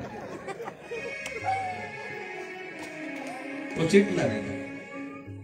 श्री दत्तात्रय प्रभू हा आदर्श आम्हाला सांगतात, मेहनत करा. जे तुमचं शरीर पडून जे खराब होतं ना, त्या शरीराला काहीतरी काम तुम्ही लावा. श्री दत्तात्रय प्रभूंनी मेडिटेशन प्रत्यक्षात जरी सांगितलं नसेल तरी आपल्या कृतीतून त्यांनी मेडिटेशन, योगा, ह्या सगळ्या योग सिद्धी श्री दत्तात्रय प्रभूंनी सांगितलेल्या आहेत. आलिंबन कुठले श्री दत्तात्रय प्रभूंकडे, आलिंबन कुठलंच नाही. श्री गोपालकृष्ण महाराजांकडे आलिंबन होतं, शून्यातून द्वारका निर्माण केली, परंतु नंतर मात्र श्री कृष्ण महाराजांना मनस्ताप सहन करावा लागला. असं आलिंबन आमच्या या श्री दत्तात्रय प्रभूंनी कुठलं स्वीकारलेलं नाही, कुठलं नाही स्वीकारलं. काय होतं सोबत त्यांच्याकडे, काहीच तर नव्हतं सोबत. आम्ही कुठे गावाला जायचं तर आमच्याकडे बॅग तरी असते, त्यांच्याकडे तर काहीच नव्हतं, आलिंबन कुठलं नव्हतं. आणि श्री दत्तात्रय प्रभूंची एक विशेषता की श्री दत्तात्रय प्रभू असे शहरामध्ये कुठे अडकले नाही. त्यांनी तो डोंगर पसंत केला, तो जो निसर्ग आहे, ती जी हिरवळ आहे, ती हिरवळ त्यांनी पसंत केली. आणि निसर्गामध्ये रमणारे आमचे श्री दत्तात्रय प्रभू, परंतु 50व्या मजल्यावर राहणारा दत्तात्रय प्रभूंचा भक्त तो आदर्श कधी धारण करेल. मुंबईमध्ये जर आपण गेलो, अष्टमीच्या निमित्ताने गेलो आणि ते उद्देश होते, ते म्हटले की बाबा मला माझं घर दाखवतो. त्या लिफ्ट मध्ये बसलो, 45 का 35व्या मजल्यावर ते असलेलं घर मी विचार करायला लागलो. ते म्हटले बाबा तुम्हाला माहिती का टेक्निकल काय? म्हटलं काय? म्हणजे प्रत्येक वेळी 1 इंच बिल्डिंग आमची इकडं तिकडं हालते. म्हटलं 1 इंच हालते? म्हणजे 1 इंच हालते. उंची तुम्ही गाठली पण मातीशी तुमची नाळ तुटली. आणि मातीशी जर तुमची नाळ जर तुटलेली जर असेल तर ती उंची काय कामाची? तिचा काय देतो उपयोग? मातीमध्ये राहणारा, मातीमध्ये बागडणारा जो व्यक्ती असतो तो सगळ्यात सुखी असतो. जो मार्बलवर राहतो, उंच घरामध्ये राहतो, त्याला खालचं सुख काय त्याला माहिती नाही. थोडा जर फपुटा जर बसला तर म्हणतो डेटॉल कुठे, मला हात धुवू द्या. फपुटा बसला तर आमच्या शेतकरी लोकांचा 24 तास हात त्या मातीमध्ये राहतो तरी त्यांना कुठला आजार होत नाही. त्यांना कुठल्या डेटॉलची गरज नाही, त्यांना कुठल्या सॅनिटायझरची त्यांना गरज नाही. कुठली गरज आहे त्यांना? तुमचं सॅनिटायझर, तुमचं स्वच्छ मन हेच तुमचं सॅनिटायझर आहे.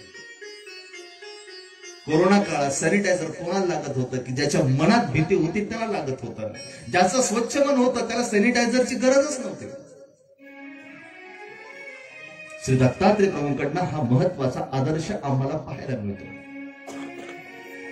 बोलण्यासारखं बरंच काय पण वेळेचं बंधन आहे, नाईलाज आहे. आणखीनही खूप काही याचा विस्तार करता येऊ शकतो. आपल्याला पुढे सरकणं गरजेचं आहे.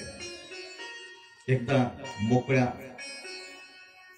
कंठाने नाही परंतु मोकळ्या हाताने का होईना आपण श्री दत्तात्रय प्रभूंचा आपण जयघोष, आपण गजर या ठिकाणी करूया. दत्तात्रेया जय दत्तात्रेया, जय जय भोला दत्तात्रेया. दत्तात्रेया जय दत्तात्रेया, जय जय भोला दत्तात्रेया. दत्तात्रेया जय दत्तात्रेया, जय जय भोला दत्तात्रेया. दत्तात्रेया जय दत्तात्रेया, जय जय भोला दत्तात्रेया. दत्तात्रेया जय दत्तात्रेया, जय जय भोला दत्तात्रेया. दत्तात्रेया जय दत्तात्रेया, जय जय भोला दत्तात्रेया. दत्तात्रेया जय दत्तात्रेया, जय जय भोला दत्तात्रेया. दत्तात्रेया जय दत्तात्रेया, जय जय भोला दत्तात्रेया. दत्तात्रेया जय दत्तात्रेया, जय जय भोला दत्तात्रेया. दत्तात्रेया जय दत्तात्रेया, जय जय भोला दत्तात्रेया. दत्तात्रेया जय दत्तात्रेया, जय जय भोला दत्तात्रेया. जय जय भोला दत्तात्रेया, जय जय भोला दत्तात्रेया. कृतयुगाच्या प्रारंभी श्री दत्तात्रय प्रभूंनी अवतार धारण केला आणि या मानवाच्या जीवनासाठी एक नवीन दिशा देण्याचं महत्वाचं कार्य हे श्री दत्तात्रय प्रभूंनी केलेलं आहे. गाडगे बाबांनी जे कार्य केलं ना अगदी तशाच प्रकारे श्री दत्तात्रय प्रभूंनी सांगितलं नाही परंतु श्री दत्तात्रय प्रभूंची कृती मात्र पाहत असताना ती अगदी तशाच पद्धतीची आहे. गाडगे बाबांनी रस्ते स्वच्छ केले आणि श्री दत्तात्रय प्रभूंनी त्यांच्या भक्ताचे जे अंतःकरण आहे, त्यांच्या भक्तांचे जे मन आहे ते मन साफ करण्याचं काम केलं. आणि म्हणून श्री दत्तात्रय प्रभू अत्यंत आमच्यासाठी महत्वाचे आहे. कधीच त्या श्री दत्तात्रय प्रभूंच्या विशेषाची सेवना करत असताना हाही भाव आपल्या अंतःकरणामध्ये असला पाहिजे की श्री दत्तात्रय प्रभू महाराजा ज्या पद्धतीने तुझे जे भक्त चुकले आणि त्यांना तू सावध केलं मला दुसरं काही देऊ नको, फक्त ज्या ज्या वेळेला माझं चुकीचं पाऊल पडेल त्या त्या वेळेला मला फक्त तो सावध करत जा. मला कधी निराश नको राहू देऊ, मला कधी निरुत्साही नको राहू देऊ. सततपणे मला कुठल्या ना कुठल्या तरी माझ्या कर्मांमध्ये मला कुठेतरी अडकू द्या. जे माझ्या गरजेचं आहे ते माझ्याकडनं होऊ द्या. ही प्रार्थना सुद्धा आपल्याला श्री दत्तात्रय प्रभूंच्या श्रीचरणी करता आली पाहिजे. पुढे आपल्याला पाहत असताना त्या सह्याद्री पर्वतावरची एक अपूर्व अशा प्रकारची लीळा पाहायला मिळते. मदसेनाचे दोन पुत्र दुर्मद आणि धनुक हे त्यांचे नाव आहे. मुळातच त्या काळामध्ये अत्यंत समृद्ध असलेली ही परंपरा. आता यांच्या परंपरेचा जर विस्तार जर आपण जर घेतला तर त्याला खूप वेळ लागेल. आपल्याला फक्त महत्वाचे तत्व या ठिकाणी पाहिजे. आणि त्या धनकाचे 4 पुत्र कृतवीर्य, कृताग्ने आणि कृतिज. कृतवीर्य नावाचा जो राजा होता त्याचा पुत्र तो म्हणजे अर्जुन. आता हा अर्जुन म्हणजे द्वापार त्याच्या आधीचा असलेला कृतवीर्य. नंतर त्याचं नामकरण झालं सहस्त्र. हा कृतवीर्य राजा सगळा परिवार आनंदाने त्यांच्याजवळ राहत होता. सगळी प्रजा त्यांच्याजवळ राहत होती. अत्यंत आनंदाचा संचार त्या संपूर्ण राज्यामध्ये. राजाचं लग्न झालं परंतु राजाला काही पुत्र होईना. राजवाड्यामध्ये असलेले जे काही ज्योतिष लोक, त्या ज्योतिष लोकांनी सांगितलं तुम्ही ही आराधना करा, तुम्ही ती आराधना करा. त्यांनी करण्याचा प्रयत्न केला परंतु पुत्र प्राप्ती त्यांना होईना. सततपणे चिंता त्यांना म्हणजे त्यांची चिंता त्यांना भेडसावू लागली. आपल्याला जर पुत्र जर नाही झाला तर पुढे ही 7 द्वीपांचं असलेलं राज्य हे कोण चालवेल आपलं. कोणीतरी सांगितलं तुम्ही अमुक अमुक देवतेची तुम्ही भक्ती करा. यज्ञाचं आयोजन केलं जातं. होम हवन यज्ञ वेगवेगळ्या राज्यातील जे ऋषीमुनी लोक आहेत त्या ऋषीमुनी लोकांना पाचारण केलं जातं. खूप मोठं उत्सवाचं आयोजन केलं जातं. आणि त्या देवतेचा यज्ञ आता पुत्र प्राप्तीसाठी अगदी वेदोक्त पद्धतीने हा कृतवीर्य राजा या ठिकाणी करतोय. जवळपास एकाच्या मतानुसार 14 दिवस चाललेलं हे सगळं अनुष्ठान. त्याच्यामध्ये नियम सुद्धा एवढे कडक होते. देवतेची भक्ती अशाच पद्धतीची असते. त्याला वेगवेगळ्या ज्या नदी आहेत त्या नदीच्या संगमावरचं तीर्थ त्यांना पाहिजे. त्या यज्ञामध्ये पांढरे शुभ्र जे हत्ती आहेत ते हत्ती तिथे असले पाहिजे. तो यज्ञ करत असताना सगळे शुचिरभूत असले पाहिजे. आणि अशा पद्धतीने ज्या वेळेला तो यज्ञ केला जातो त्यावेळेला ती देवता प्रसन्न होते आणि जे त्यांनी मागितलं त्याला ती देते. जवळपास 16 दिवसाचा असलेला हा सगळा संस्कार अत्यंत आनंदाने तो पार पडला. 16वा दिवस उजाडला. आता राजाच्या चेहऱ्यावर सुद्धा पूर्णपणे आनंद दिसत होता. आपला यज्ञ सफल होत आहे. एरवी कोणाचा यज्ञ सफल होत नाही परंतु आपण जो प्रयत्न केला आता त्या प्रयत्नाला यश येत आहे. त्याच्या चेहऱ्यावर आनंद आहे. शेवटचा मंत्र बाकी होता.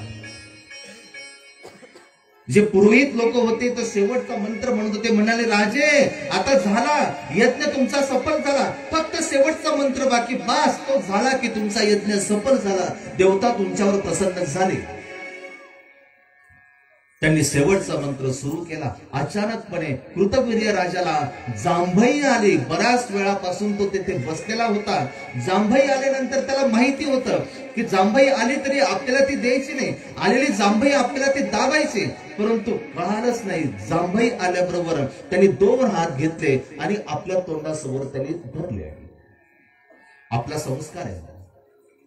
4 लोकांमध्ये बसल्यानंतर जांभळी जर आपल्याला जर आली तर आपण काय करतो की हात आपण समोर करतो, शिंक जरी आले तरी आपण हात समोर करतो आणि न कळतपणे त्याने तो हात समोर धरला. मंत्र पूर्ण झाला, यज्ञ सफल झाला. यांनी आधीच सांगितलं यज्ञ सफल झाला, परंतु तुम्ही मात्र तुमचे 2 हात अपवित्र केले. याचं जे प्रायश्चित आहे हे देवता तुम्हाला दिल्याशिवाय राहणार नाही. पुत्र तर जन्माला आला. पुत्राचा जन्म झाल्याबरोबर सगळं नगर शृंगारल्या गेलं. गुढ्या तोरणे सगळीकडे उभारल्या गेले आणि हे सगळं उभारल्यानंतर पुत्र तर जन्माला आला, परंतु ज्या वेळेला तिथं ज्या महिला होत्या त्या महिलांनी सांगितलं की तुम्हाला पुत्र जन्माला आला, परंतु पुत्राचे 2 जे हात आहेत ते काही सुव्यवस्थित वाटत नाही. झालेला आनंद पुन्हा टेन्शन मध्ये, चिंतातूर झाले चेहरे. पुत्र जन्माला आला, पण हे सांगतात की हात त्याचे व्यवस्थित दिसत नाही.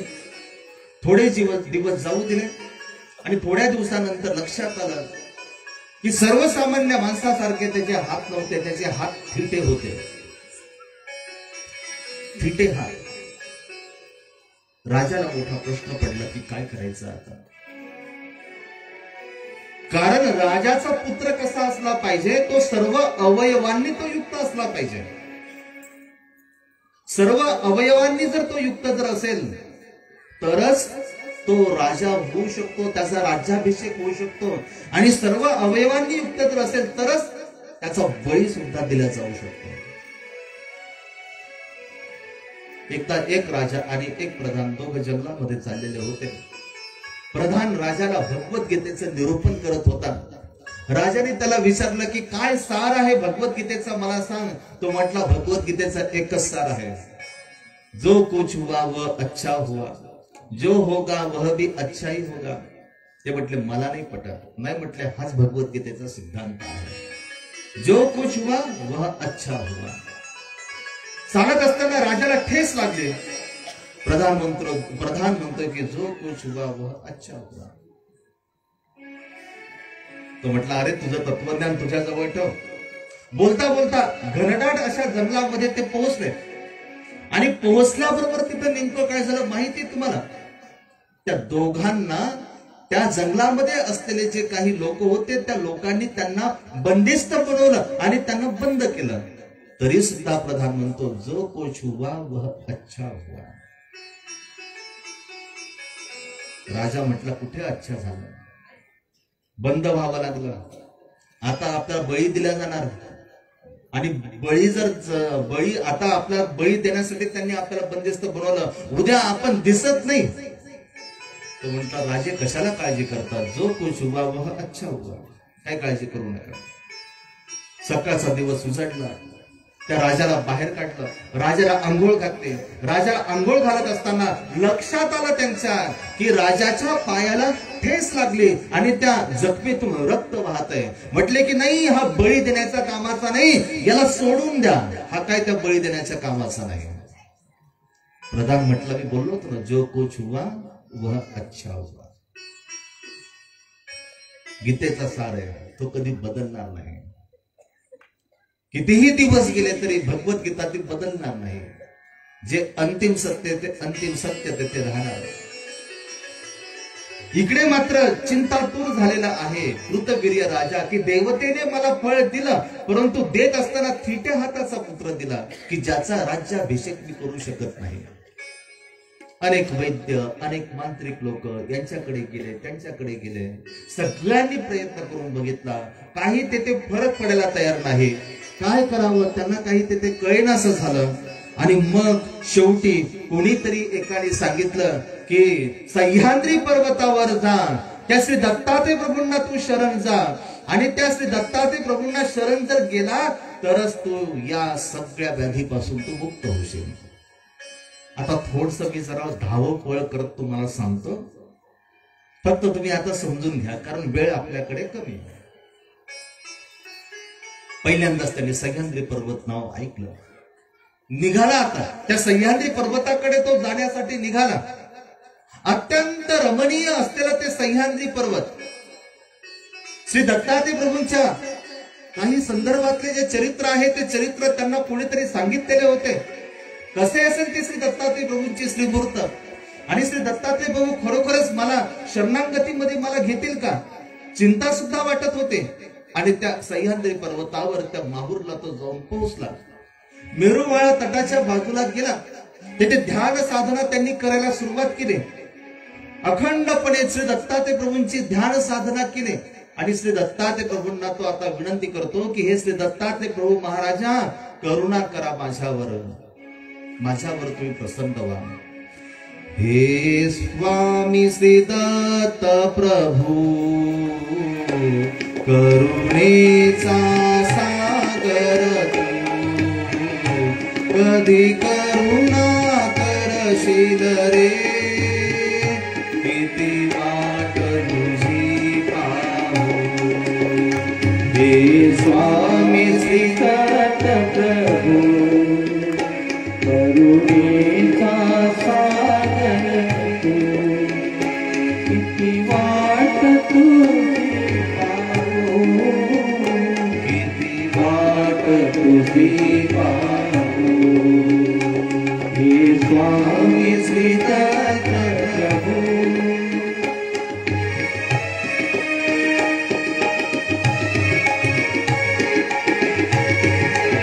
सह्याद्री पर्वतावर तो श्री दत्तात्रय प्रभूंना विनंती करतो. मी ऐकले श्री दत्तात्रय प्रभू महाराजा, तू प्रत्येकाला तू दर्शन दिलेलं आहे. जो कोणी आर्ततेने, जो कोणी श्रद्धेने तुझ्या दर्शनाला जो येतो त्याला तू दर्शन देतो. माझा जीवन कासावीस झालेला आहे परमेश्वरा तुझं दर्शन घेण्यासाठी.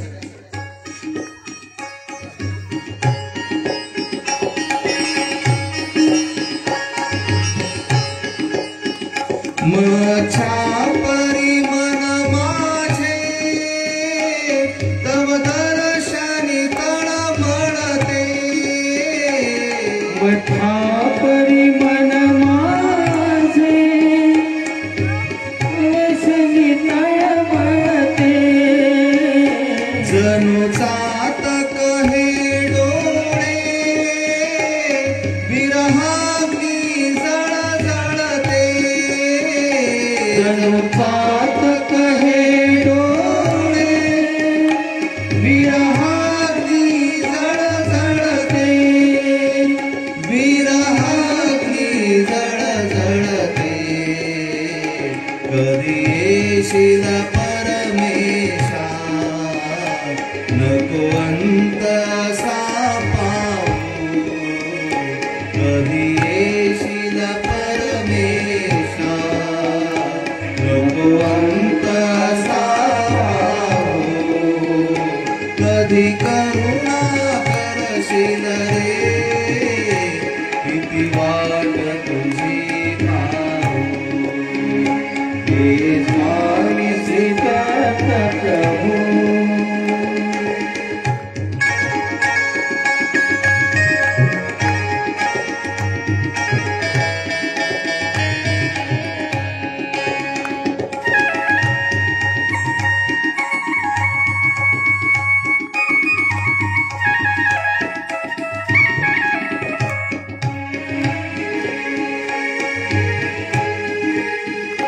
अश्रूंची ही सुमने, तुझ वाहिनी परमेशा.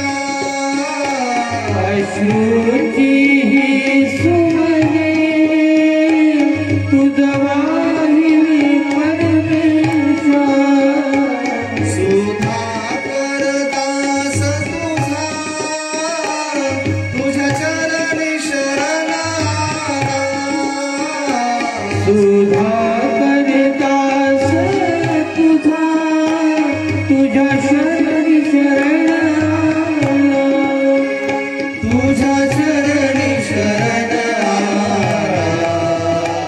हरिनाथ प्रभू, बुडलो या भव सिंधू. हरिनाथ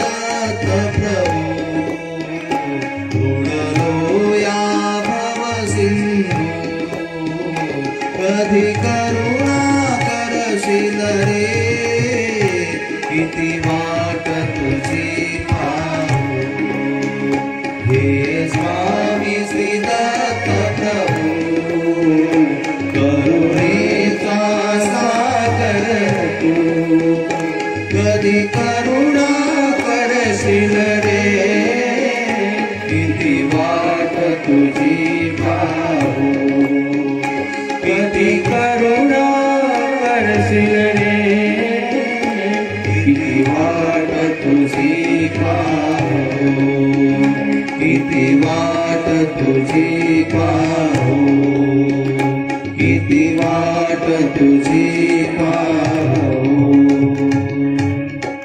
निराधार असलेल्या मनुष्याला आधार शोधण्याचं तो काम करत असतो आणि ज्या वेळेला त्याला त्याचा आधार मिळत नाही ना त्याचा जीव कासावीस होत असतो तळमळत असतो तो आणि आर्त असले की त्या आर्ताचा भाव परमेश्वराला चांगल्या पद्धतीने तो समजतो. मी पहिल्यांदाच आपल्याला सांगितलं की परमेश्वराला जवळ जर करायचं असेल तर त्याला एकच माध्यम आहे डोळ्यातून अश्रू त्या परमेश्वरासाठी. अश्रूंच्या धारा सुरू आहे त्या अर्जुनाच्या. श्री दत्तात्रय प्रभू त्याच्यावर प्रसन्न झाले. श्री दत्तात्रय प्रभू म्हटले की सांग तू का बरं माझी आराधना केली. त्याने सांगितलं की बास मला फक्त तुमच्या सन्निधानामध्ये राहू द्या. एक तर तुमचं दर्शन झालं हेच माझ्यासाठी सगळ्यात मोठी भाग्याची गोष्ट. मला फक्त तुमच्या सन्निधानामध्ये राहू द्या. सन्निधानामध्ये राहू लागला श्री दत्तात्रय प्रभूंच्या. परमेश्वराच्या सन्निधानामध्ये जर राहायचं जर असेल तर काहीतरी सेवा परमेश्वराची करावी लागते. परमेश्वर आणखीन कशाने प्रसन्न होतो. परमेश्वर सेवेने प्रसन्न होतो. आणि परमेश्वराने फक्त सांगितलंच नाही सेवा तर परमेश्वराने सुद्धा ती सेवा केलेली आहे. ते दास्य केलेलं आहे. राजसूय यज्ञाच्या प्रसंगी श्री गोपाळ कृष्ण महाराजांनी स्वतःच्या शर्टाकडे बघितलं नाही. इस्त्री केली नाशिकवरनं कपडे आणले मी पत्रवाळ्या कशा उचलू आता याचे. आमची तर अशी पद्धत असते जर एखाद्याला जर म्हटलं की जरा लोणचं वाढ ना लोणचं आणि मी दुसरं काहीतरी सांग बुंदी सांग बुंदी वाढेल पण लोणचं पापड हे मला नाही पटत. आणि आमचा श्री गोपाळ कृष्ण महाराज मात्र पत्रवाळ्या उष्ट्या पत्रवाळ्या उचलण्याचं काम करतो. किती मोठा आदर्श दिलेला आहे.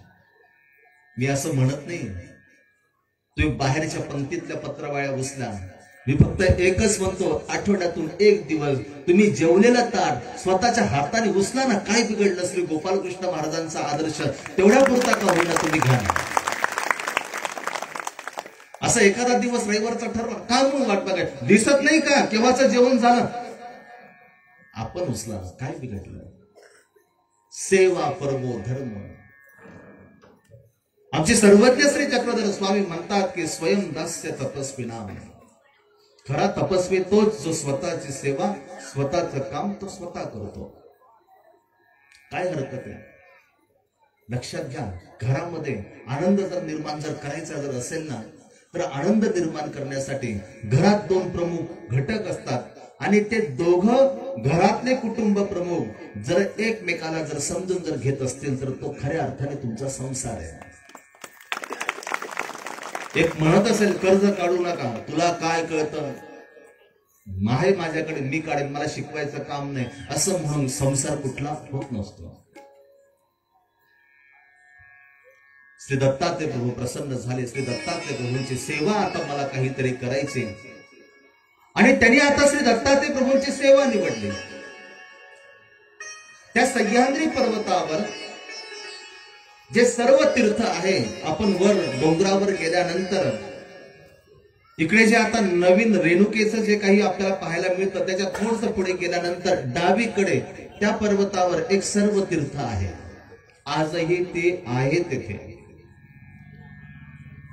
श्री दत्तात्रय प्रभू सकाळी मेरुवळा तळ्यावर स्नान करून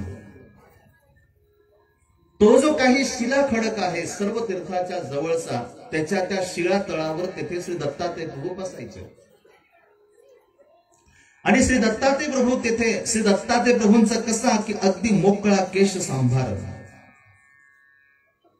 श्री दत्तात्रय प्रभूंचा मोकळा केश सांभार, एक ऋषी सारखं श्री दत्तात्रय प्रभूंचे तिसरी मूर्त,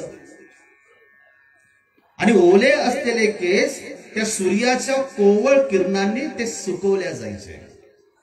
आजही तुम्ही डॉक्टरकडे जा, तुम्हाला विटामिन सी ची जर कमी जर असेल तर डॉक्टर तुम्हाला सांगतात की सूर्याच्या कोवळ्या उन्हामध्ये तुम्ही थोडा वेळ बसा. विटामिन सी साठी गोळ्या घेण्याची गरज नाही, नुसतं सूर्याच्या कोवळ्या उन्हामध्ये जरी आपण बसलो तरी सुद्धा मात्र काय होतं की आपल्याला ते मिळतं. प्रतिदिनीचं त्याचं ठरलं की रोज सकाळी श्री दत्तात्रय प्रभू तेथे आल्यानंतर विस्तव पेटवायचा, धुपाटणं घ्यायचं, त्याच्यामध्ये विस्तव ठेवायचा, त्याच्यामध्ये ऊद टाकायचा आणि श्री दत्तात्रय प्रभूंच्या त्या मोकळ्या केस सांबारांना आता धूप तो दाखवायचा. मनात प्रार्थना करत असेल की हे श्री दत्तात्रय प्रभू महाराजा, माझे जे 2 हात आहे हे 2 हात राज्य कारभार चालवण्याच्या कामाचे नाहीत, नाही राज्य कारभार चालवण्याच्या कामाचे. तुझी सेवा तरी मला घडू दे.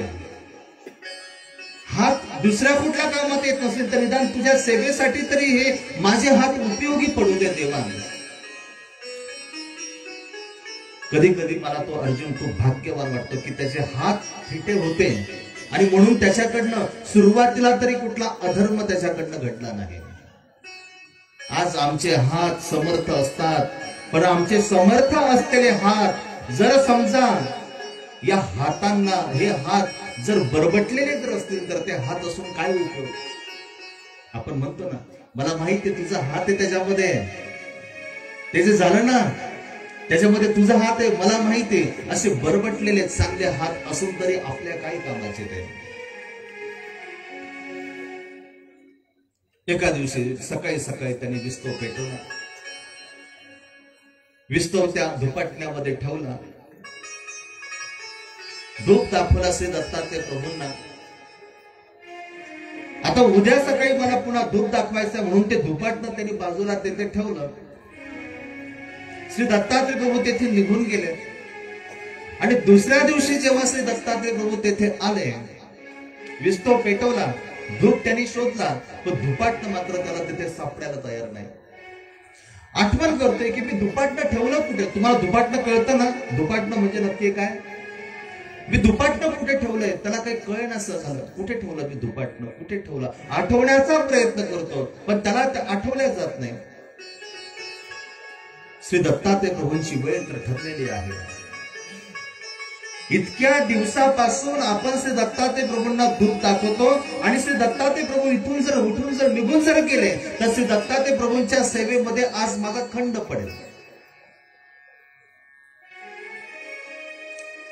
शोधतोय, आठवण्याचा प्रयत्न करतोय, मेंदूवर ताण देण्याचा प्रयत्न करतोय, पण धुपाटणं कुठे ठेवलं हे त्याला आठवत नाही. काय केलं असेल माहितीये तुम्हाला. तो अर्जुन यासाठी आपल्या कामाचा आहे.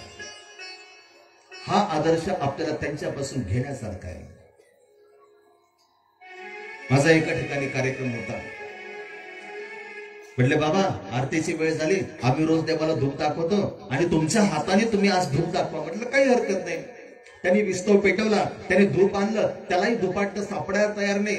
आणि मग ओरडायला लागला, काय ग तुला कळतं का, धुपाटणं एका जागेवर ठेवत जा ना. पिंट्यावर ओरडतो, कार्ट्या तुला लक्षात येत नाही का की खेळायला धुपाटणं घेत जाऊ नको म्हणून. मी म्हटलं पाटील जरा शांत बसा, आपल्याला देवाची पूजा करायची, जरा शांततेने करा. कशाला ओरडताय, कशाला चिडताय. नाही म्हणे बाबा यांना काही कळत नाही, यांना डोकंच नाही. अहो म्हटलं जरा राहू दे ना शांत. काय करावं, विस्तोत्र विजत चाललाय, आरती करायची त्याला आणि त्याला धुपाटणं सापडत नाही. इतका चतुर निघाला तो मनुष्य. तो म्हटला बाबा काळजी करू नका, थांबा मी आत्ता आलो. गेला पटकन, 2 पावलं पुढे सरकला. दरवाजा होता, दरवाजा जोरात आपटला. म्हटलं हा दरवाजा कावर बंद करत आहे, का दरवाजा बंद करून तो माझा तर काही कार्यक्रम करत नाही ना आता. त्यांनी दरवाजा का बंद केला? तो इतका हुशार होता, दरवाजा बंद केला. दरवाजाच्या पाठीमाग कचरा भरायचं सूप पडलेलं होतं पत्र्याचं, त्यांनी ते हातामध्ये घेतलं, त्याच्यामध्ये त्यांनी विस्तव टाकला. म्हणे बाबा देवाला धूप दाखवा. आता कचरा भरायचं सूप. आणि म्हणून बघा, धूप दाखवताना त्या सहस्त्रार्जुनाची आम्हाला आठवण करावी लागते. त्या सहस्त्रार्जुनाची ही जी कृती आहे, या कृतीचं स्मरण देवाला आम्हाला करून द्यावं लागतं. सहस्त्रार्जुन कराने धूप घेसी ऋषीश्वरा, हेच कर्म घडो देवा श्री दत्त राजा जगद्गुरु. देवा माझा अधिकार एवढा उच्च नाही, मी समर्थ हाताचा आहे, परंतु भ्रष्टाचारामध्ये माझे हात बरबटलेले, काळे झाले माझे हात, दिसायला वर्ण गोरा पान आहे, परंतु तो काळा हात, त्या काळ्या हाताने मी तुला धुपू कसा करतो? देवाला अगरबत्ती लागते का? अगरबत्तीची गरज आहे देवाला? भगवद्गीतेमध्ये देवाने सांगितलं की अमुक कंपनीची अगरबत्ती माझ्यासाठी वापरा म्हणून. या दिवाळीच्या टायमाला मी एका जणांसोबत जरा तीर्थस्थान वंदन करायला गेलो. तुम्हाला माहितीये 650 रुपयाची फक्त एकच अगरबत्ती. आणि म्हणे बाबा 650 रुपयाची एकच अगरबत्ती म्हणे. आम्ही आत्मतीर्थाजवळ होतो पांचाळेश्वरला, त्याने ती अगरबत्ती पेटवली आणि म्हणे बघा 6 तास ही अगरबत्ती पेटणार. अगरबत्ती एवढीच पण 6 तास पेटणार म्हणे. आणि जो सुगंध आहे तो सुगंध एवढ्या दूरवर जाणार. मी मनात विचार करत होतो, आपली तेवढी पात्रता नाही म्हणून आपण अगरबत्तीचा आपण आधार घेतो. आपले कर्म तेवढे शुद्ध नाही. एवढे कर्म कुठे आपले शुद्ध आहे? तया सर्वात्मका ईश्वरा स्वकर्म कुसुमांची विरा, पूजा केली होय अपारा तो शालागी. कुठली ओवी ही? कुठली ओवी? आपली मंडळींना माहिती असेल कुठली ओवी. भावार्थ आहे, आपले जे कर्म आहेत ते कर्म एवढे शुद्ध असले पाहिजे की आपल्याला अगरबत्तीची गरज नाही पडली पाहिजे, आपल्याला कुठल्या फुलाची सुद्धा गरज नाही पडली पाहिजे.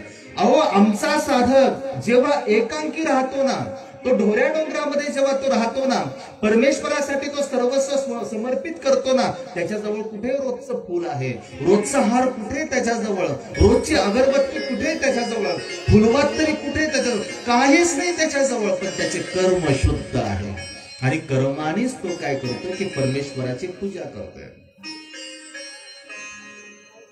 कर्म कुसुमांची लाखोळी व्हावी माझ्या चरणजवळी, दीपवती उजळावी भली भावरत्नांची.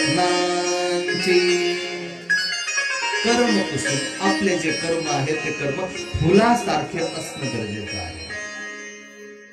त्या फुलांमध्ये जो सुगंध तो आपल्या कर्मांमध्ये का येत नाही, तो आपल्या शब्दांमध्ये का येत नाही, तो आपल्या दृष्टीमध्ये का येत नाही? हा निर्मळपणा, हा सुगंध जर आपल्या जवळ जर असेल तर कृत्रिम पद्धतीने कुठली अगरबत्ती, कुठलं अत्तर देवाला दाखवण्याची गरज आपल्याला नाही पडणार.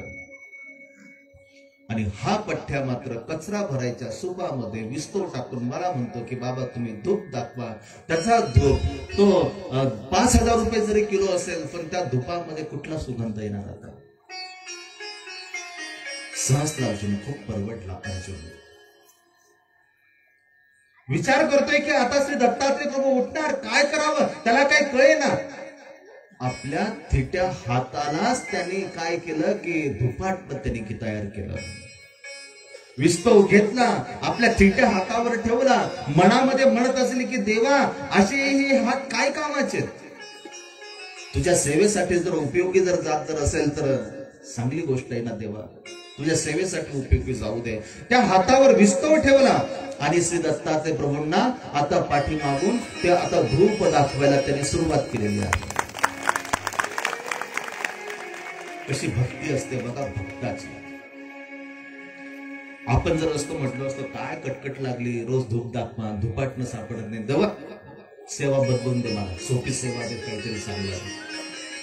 भले हवं तर आल्यानंतर तुझ्यासाठी मी बसायला पटकर टाकेन, ही सोपी सेवा आहे, पण ही अशी भलती काही सेवा देऊ नको. कारण तो विस्तो पेटवा, ते धूप बारीक करा, त्याच्यानंतर ते धुपाटण्यामध्ये ठेवा आणि मग त्याचा वास मला येतो, त्याची वाफ मला लागते, त्याच्यापेक्षा सोपं काहीतरी दे. अर्जुन मात्र तसा नाही.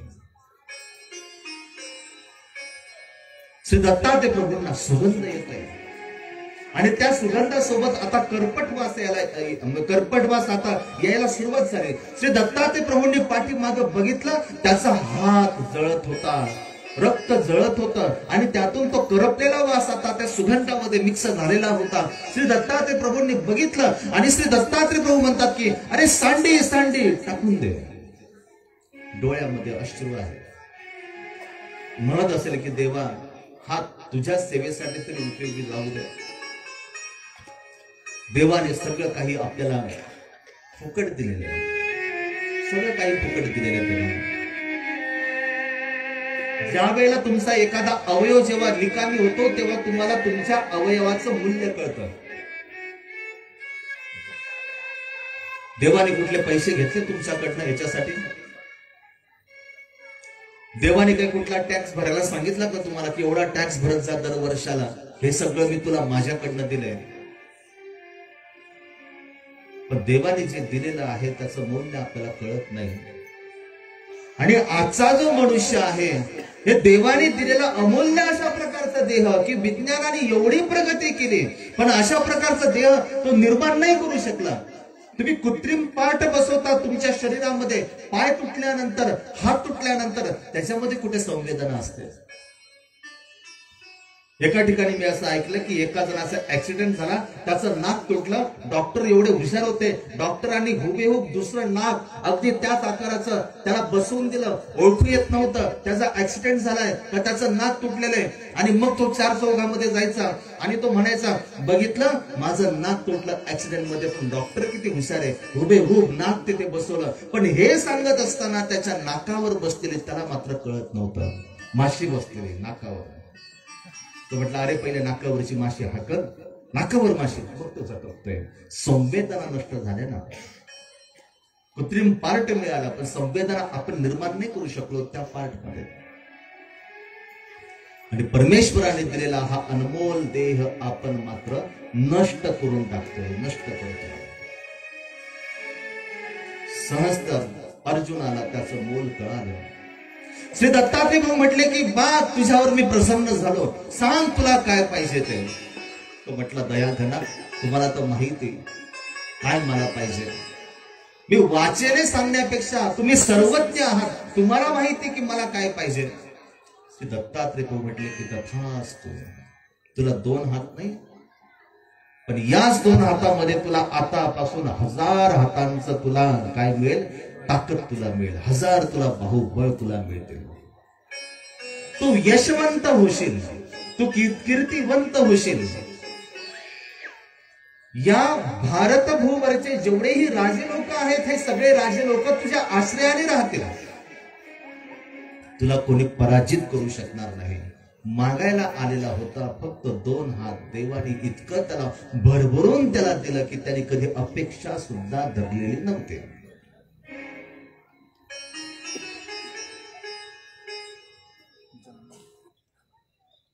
काळ वेळ कोणासाठी थांबत नसतो. माझा प्रयत्न तर खूप आहे की लवकरात लवकर ते उरकण्याचं. पण असं आहे की मी तुम्हाला नुसतं जर असं सांगत जर बसलो तर त्याच्यामध्ये तुम्हाला त्याचं महत्व कळणार नाही. बघू पुन्हा, उद्याचा दिवस आपल्याकडे आहे. अपूर्ण असलेला सहस्त्र अर्जुन आपण उद्या पूर्ण करू. आता तुम्हाला मी सांगतो याचे 2 भाग मी कसे केले. इथपर्यंतचा जो सहस्त्र अर्जुन होता हा सहस्त्र अर्जुन आपल्याला बनता आला पाहिजे. पण आता उद्या इथून पुढचा जो सहस्त्र अर्जुन तुम्हाला दिसणार आहे असा सहस्त्र अर्जुन आपल्यामध्ये जर असेल तर त्याला वेळीच आपण झटकून टाकलं पाहिजे. एकाच माणसाच्या 2 अवस्था पाहायला मिळतात. इथपर्यंतची जी अवस्था होती ही अवस्था आपल्या कामाची आहे. श्री दत्तात्रय प्रभू म्हटले की सगळं काही तुला मिळालं परंतु लक्षात ठेव, आमच्या सर्वज्ञ श्री चक्रधर स्वामींनी असंविधान धर्मामध्ये आम्हाला 6 सूत्रांची अस्तिपरी सांगितली आणि श्री दत्तात्रय प्रभूंनी या सहस्त्रार्जुनाला मात्र फक्त 3 शब्दांची परी सांगितली.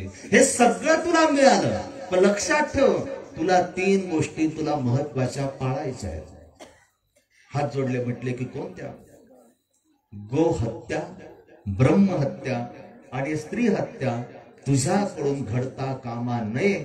ज्या क्षणी गोहत्या, ब्रह्महत्या, स्त्री हत्या तुझ्याकडनं घडतील त्या वेळेला समजून जायचं की तुझं अधपतन झाल्याशिवाय राहणार नाही. ही अस्तिपरी फक्त सहस्त्रार्जुनासाठी नाही, आजच्या माणसाच्या जीवनासाठी सुद्धा श्री दत्तात्रय प्रभूंनी ही परी सांगितली. हे लक्षात ठेवण्यासारखी गोष्ट आहे. आज एखादा भक्त श्री दत्तात्रय प्रभूंची भक्ती करत असेल, परंतु गो उपलक्षणे एखाद्या पशु प्राण्याला जर दुखावत जर असेल, त्यांची जर कत्तल जर करत असेल, तो त्याला श्री दत्तात्रय प्रभू प्रसन्न नाही होऊ शकत. ईश्वराधिष्ठित असलेले अधिकरण साधू संत, परंतु यांचा जर उपमर्द तो जर करत असेल, यांचा जर अपमान जर करत असेल 4 चौघांमध्ये, तर समजून जावं की त्याला श्री दत्तात्रय प्रभू प्रसन्न नाही होऊ शकत. आणि शेवटी सांगितली स्त्री हत्या. या अबला असलेल्या स्त्रियांना जर दुखवत जर असेल, अगदी निर्दोष असलेल्या या स्त्रियांना जर दुखवत जर असेल, तुम्हाला माहिती स्त्रीच्या मनामध्ये कोणतं पाप नसतं, शुद्ध असते ते. त्याचं मूळ जर स्वरूप जर बघितलं तर ते शुद्ध आहे.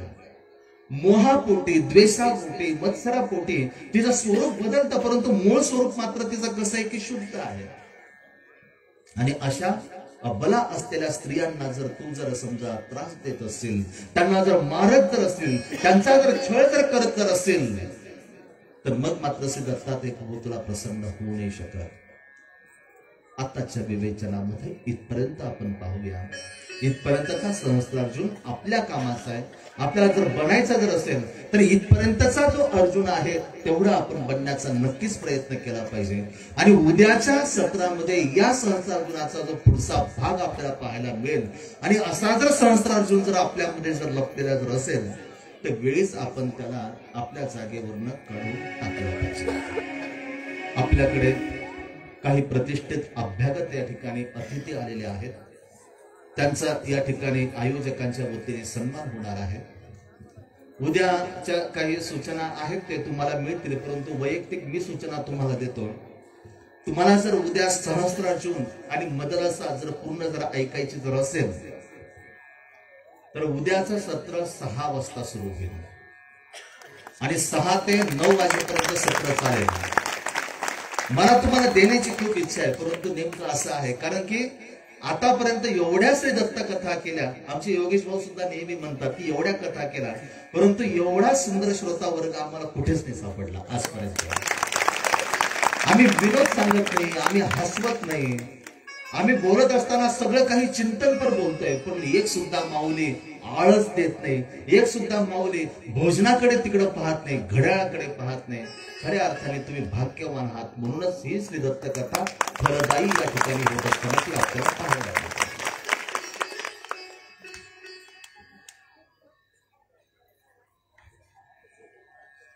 नुकतंच गुजरातमध्ये जे आपलं संत संमेलन पार पडलं